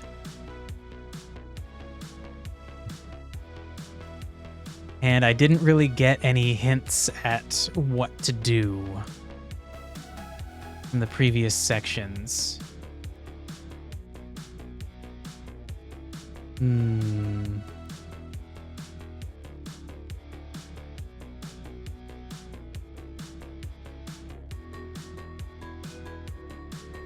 So what is this doing? And actually, is this exactly the same as the other section?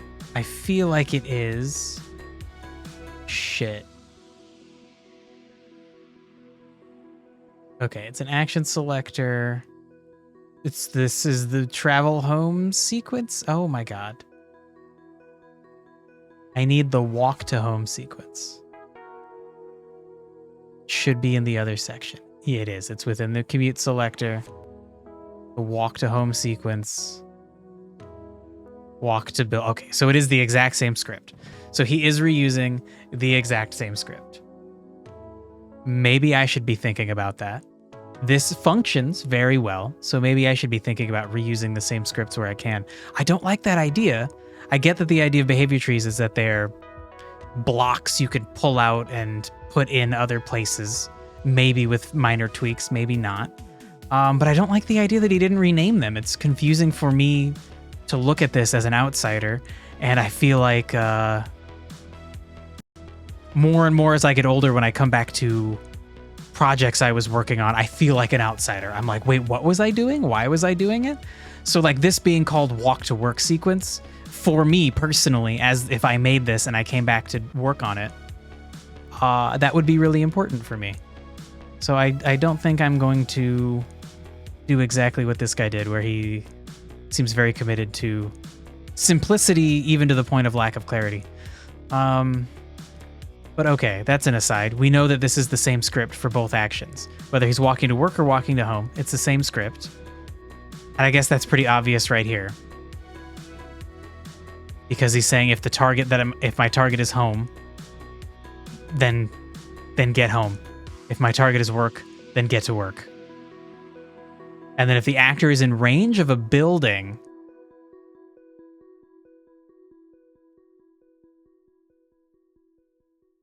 then set the value of target building as target building.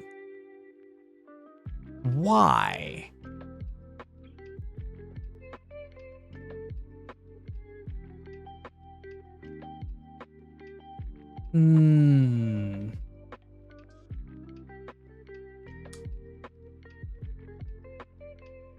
Okay. Okay, I think maybe after reading the very end, I'm understanding what the goal is here. This whole thing is, the idea is to move the actor along the x-axis, and you're moving it toward the target building position. You're moving it from the actor's position toward the target building position. And you're defining the target building up here. It's interesting, the in range function. Wouldn't you just set target building as the target and then move toward it? And then once you're not moving toward it, you just assume you're on it? That's probably dumb for some reason. Okay, so I guess I need to go read like what get work and get home are. Probably just defining that building. So like essentially like if it's trying to walk to home, then it needs to change. It needs to decide, okay, my target building is my home. And then down here, it's going to use that known building as the target building for positioning purposes. I really don't understand in range.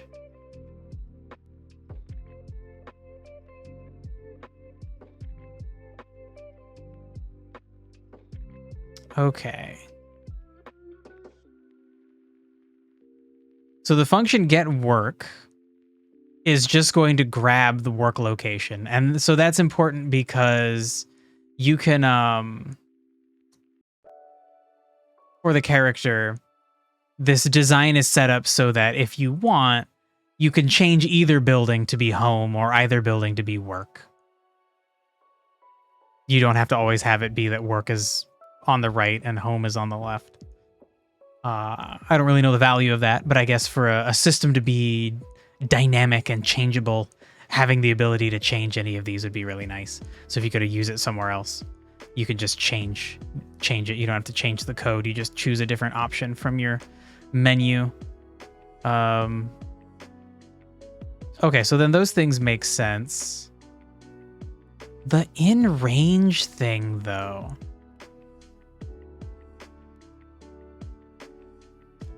Okay, so it's right here.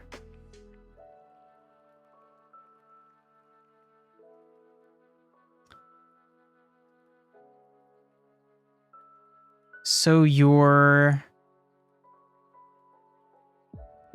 You're taking a vector 2. You're taking the building position, which is a vector 2. Looking it as a Boolean.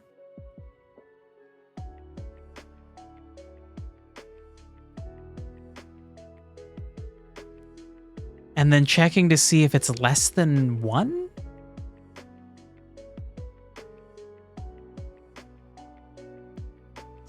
Why do you need to know if you're in range for walking to a building? Okay, well, yeah, duh, obviously to know if you made it. So...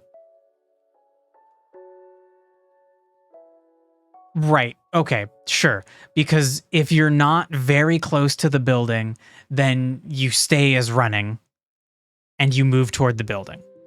And then once you're in range of the building, you return success and you move forward. Maybe because you could set a different pattern for the character once they're close. Well, yeah, Crazy Pants, that's exactly it. Working on a behavior tree is like, everything is like backwards. It's fucking confusing. So like this whole thing is about walking to a building. But first he checks to see if he's in range of the building before he walks to the building. And like that makes sense because if you're in range of the building, you don't need to walk to the building. But when I go into this thinking I need to read about how you walk to the building, and the first thing you do is tell me that you succeed if you are in range of the building, I'm like, why? But then it's because of the way that behavior trees are formulated, which is that once you succeed at this action, you can move on to the next action. And so you're almost always working backwards. Your thing that wants, your action that has you walk to the building, you actually walk to the building at the end of it. And you check to see if you don't need to do that before that. The top of the funnel has to establish your current condition at any time. Yeah, sure. Yeah, I think that makes sense. So you're always like, everything is named after what it does at the very end. And it's like so confusing me still. I think I'll eventually just like understand this in my mind. Shoot, some nice person, I think it was Bob Joe Pie. There is somebody I think named Bob Joe Pie that has been stopping in every once in a while in these Godot streams and has tried to explain the behavior tree like that to me, that like everything functions backwards. That you're always looking at, if you're reading top down, it's going to be in a very weird order because actually you're trying to do things backwards. You're trying to, essentially, the thing you want to do is always at the end, after you've checked to see if you actually need to do it. Because then eventually you will do that thing and then you'll come back here and you'll be like, oh great, I don't need to do the thing because I succeeded at doing it. And like, I cannot get that in my brain. Okay, so then I have a very shaky understanding of what this is doing. And so then I need to do that. And I feel like first I just want to get Radicate walking toward the nest. So then okay, if we look at the at nest action, the goal is for it to fail. And then we move to go to nest. And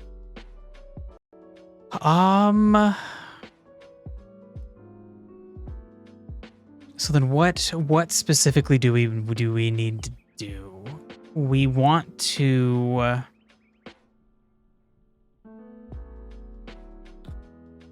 basically, we absolutely need this core. We need this core idea of being in range, which we haven't defined. We also don't have a target building yet. So I think at first I want to focus on this returning running. And so, okay, so how is that defined in here? It's just like an if and then an else. Okay.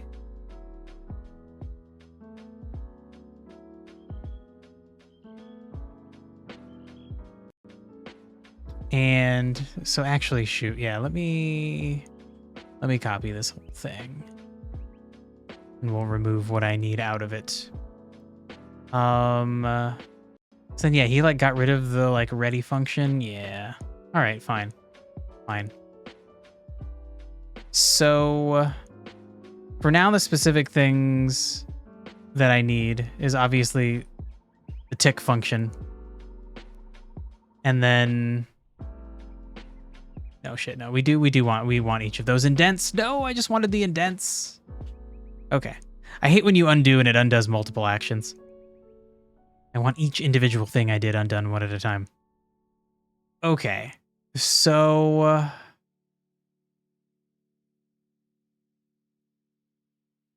we actually don't just want X position.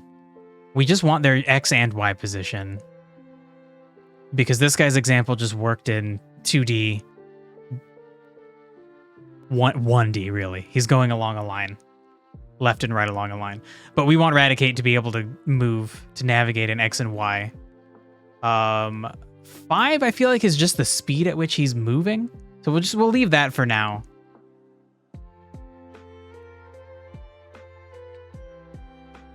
And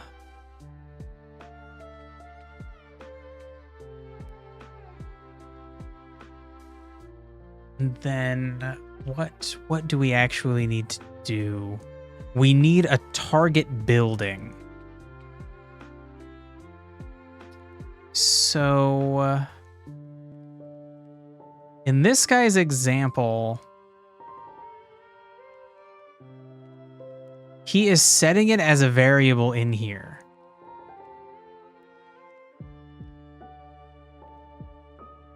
And if his walk to target is home, he's setting the target building as home. So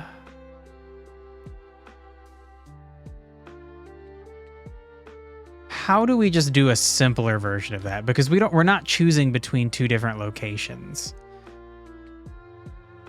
We just essentially, we need the variable that is target building. And then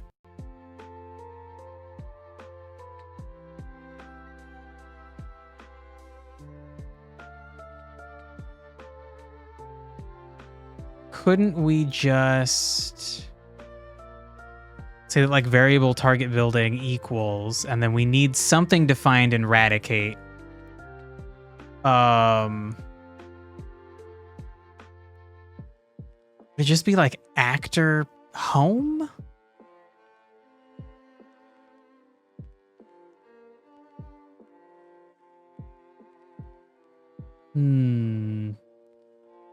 Because we should always have a building chosen. Like if we go into world and we look at Radicate, his home is Ratataden 1. So I think if we go in here, I don't know if I need to put like actor home.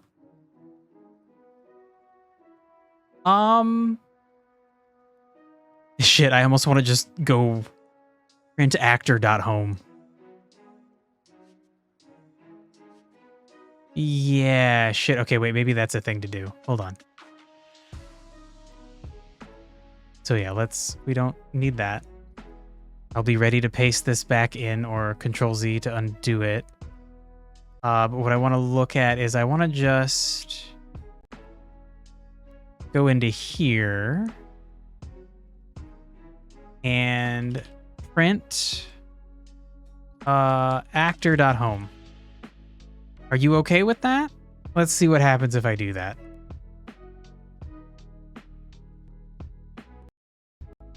Please work, bro. Be cool. Uh-oh. Oh, no, okay, it is actually doing it. It has just looks crazy because it's got like an ID. Okay, that does what I want. Wow, All right. Okay, so then we can go back to... wait, let's take that out. We don't actually need to print that. Okay, let's get rid of this line. So actor.home is actually Radicate's home. It's that simple. It's that fucking easy. So now our target building is his home. And we're going to try to move him toward that. And we're going to return running. I think things are going to crash and burn once he gets there. But I've never tried using move toward. But I think this might work. If this works, I don't know. I'm gonna be very happy. Okay, so yeah, it's gonna fail because right now it's like Radicate's like, I'm not tired. I'm not tired. He's like, he got a little bit more tired. He's still like, guys, I'm not tired. No, it's fine. He's like a little kid thinking he can stay up late. Okay, he got tired. And then everything crashed and burned. Okay, so invalid type in utility function move toward cannot convert argument 1 from vector 2 to float.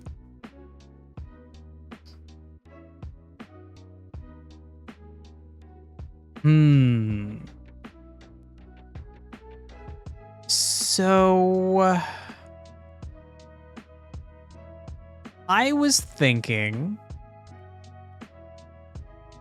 that if I just took the X out of position, actually, let's run it just with position X.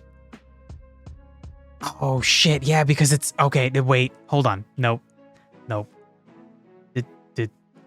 I left position X over here. So maybe now if we just do actor.position, it won't be looking, it'll be looking for the right format. Crap, the fucking game is still running. It's interesting that when it encounters a serious error, it doesn't just close the game.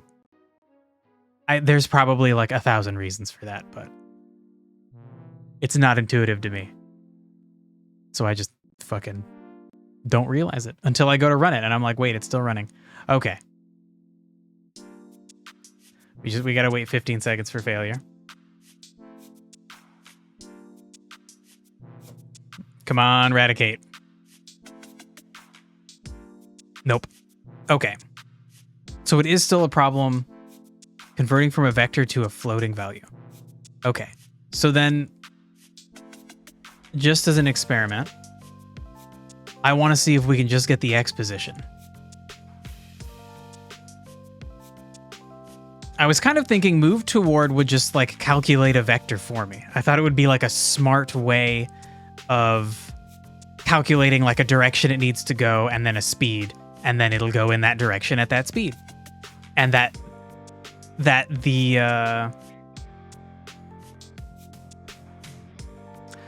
oh, interesting.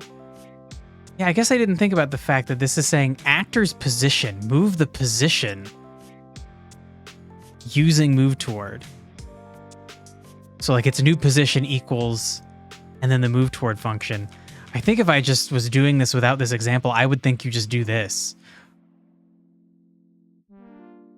Or that you would somehow specify like actor move toward, not actor's position, but I guess that makes sense. We're talking about its position. So anyway, I was thinking that you just put two locations in here, and it would calculate the vector to go from one thing from this to this. But maybe not.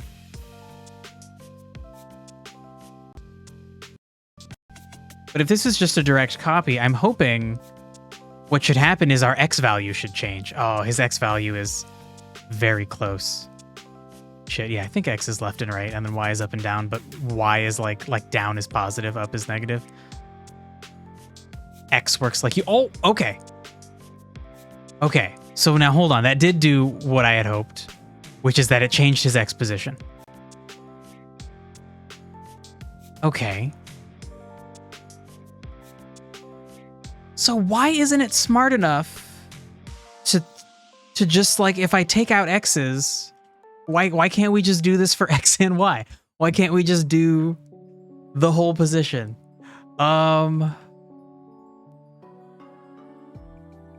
Could we? No.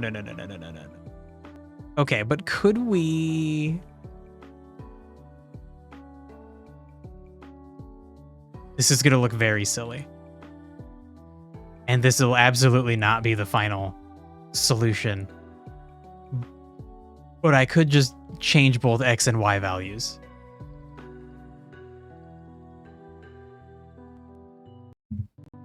And it's gonna look janky and strange, but I just want him to end up on like top of it. Right, you gotta wait time. I need to change that. I need to change so the timer like 5 seconds after will just click over to success. As he's gonna go soon. Okay. So very janky, but he did do it. He did do what I wanted to do. He got on top of his nest. Oh, just hit Greg in the head. Sorry, she didn't even fucking notice. Okay. All right, let's read a little bit about move toward. I read about it at some point. There we go. But I still don't fully understand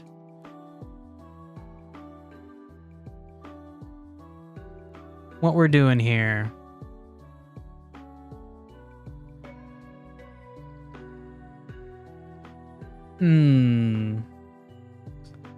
Oh, so that's okay. So that's something we could do.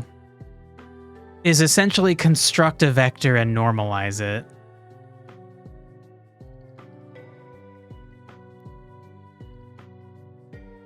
Playing around with basic top-down style 2D movement, had a couple of questions. Here's how I set up the code. Why does this work in the following line, but this doesn't?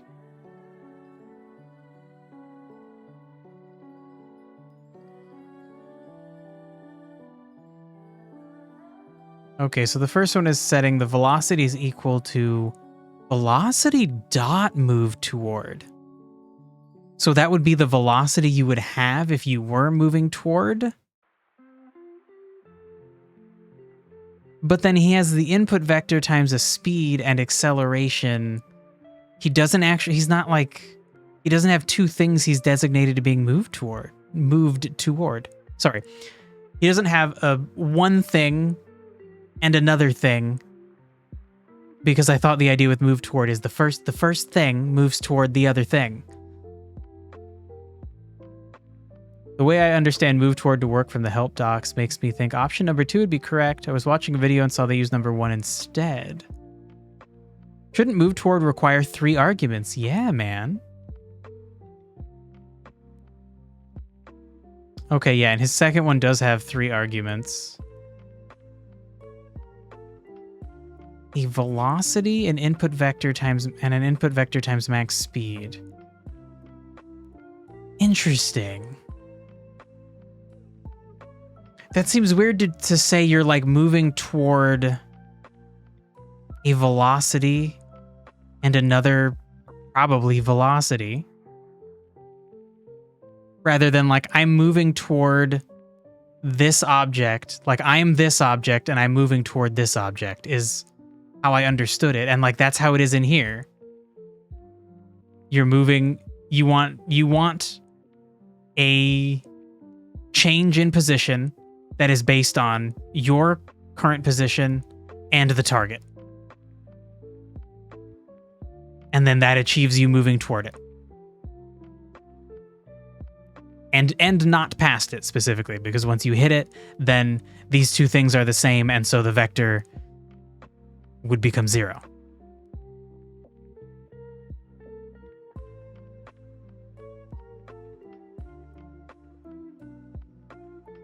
Interesting. He did get a similar argument, or a similar error message. Argument 1 should be float, but is vector 2. There are 3 move toward functions. Oh my god, bro. Okay, so there's a problem. Actually, I guess really for people who know what's going on, probably the lack of a problem, because I would assume sometimes you need these in different forms. One is global. Move toward from a floating value to a floating value with a delta floating value. Then there's one for vector 2 and vector 3 respectively. Okay, so we have so this example is probably what I'm currently using but shouldn't be using because it's very simple. And the example I'm following is not using a vector 2 for movement. It's just a single value. It's like a vector 1, but I guess that's not really a thing.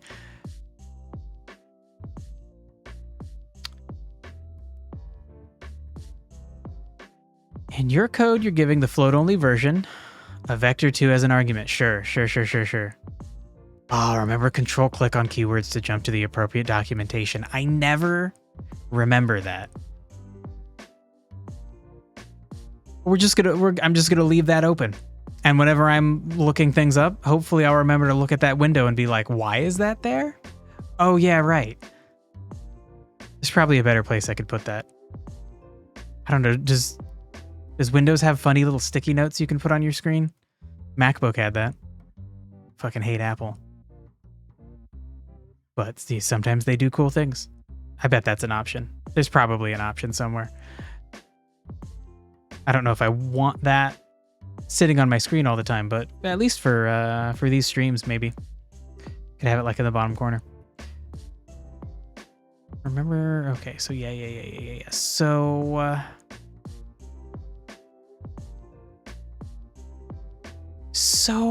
vector 2 dot move toward.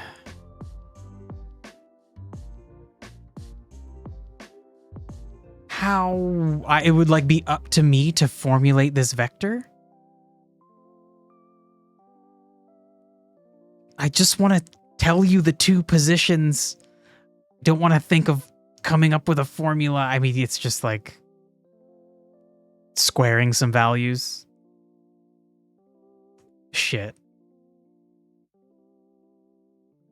You know what? This shit, being put on the spot with math, I'm like so bad at it, but like I swear I did well in like every math class I took.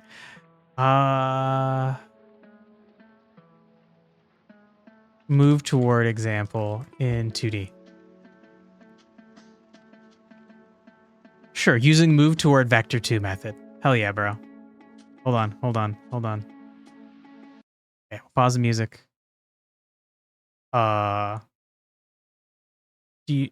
Oh no. I don't think he talks.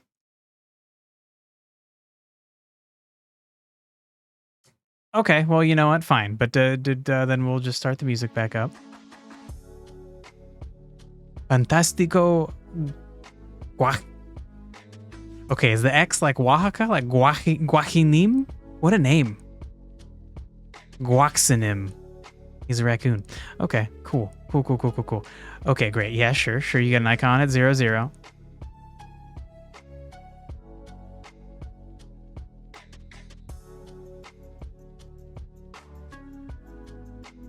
Zero zero is a vector 2. Sure.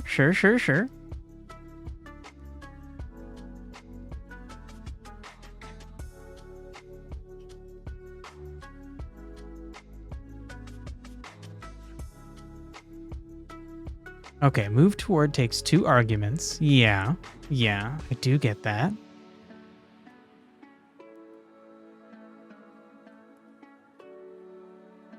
Use move toward to update the position of the sprite 2D.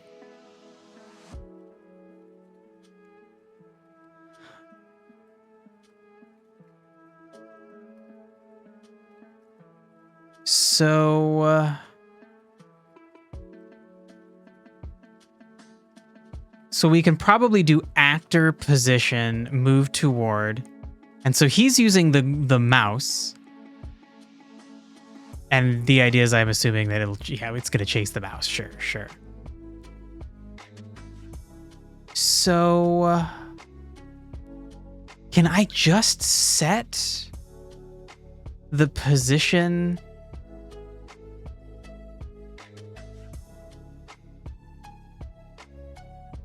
Can I just set the position of the nest in there and it will just handle that? Shit. Okay, hold on. Let's.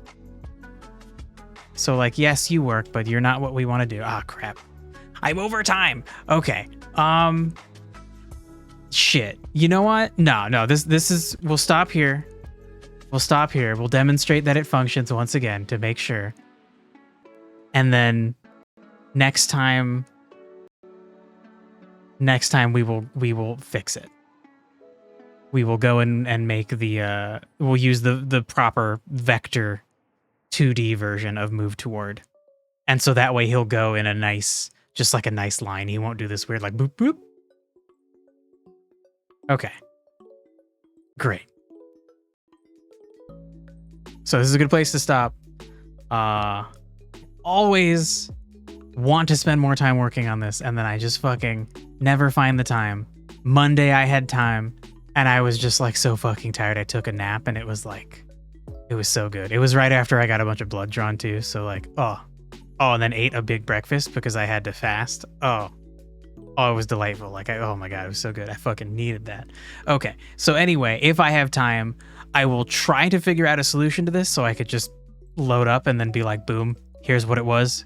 And then I'll paste in the solution and be like, hey, look, now it works. You know what? I'm gonna leave it open. I'm gonna fuck with it in a few hours when I have some time after I finish doing some stuff. But that's it for now. If I do things in between here and next stream, I will explain each thing that I did. And I think actually I will not save it. I will keep it ready. I'll make the changes and explain them, demonstrate that they work, and then we'll move on to the other parts of the tree. And I don't know, in like 5 streams, we'll finally have a fucking behavior tree done. And then we'll make another behavior tree for another creature. And then eventually we'll just have an island of weird little Pokemon dudes. We're living and functioning in harmony. Well, except that some of them are going to eat each other. Yeah. Okay. I don't know. Step by step. So thanks for hanging out, dudes. And have a nice day. See you around. Tomorrow I'm finishing Undertale. If you're interested in that. Okay. Bye-bye.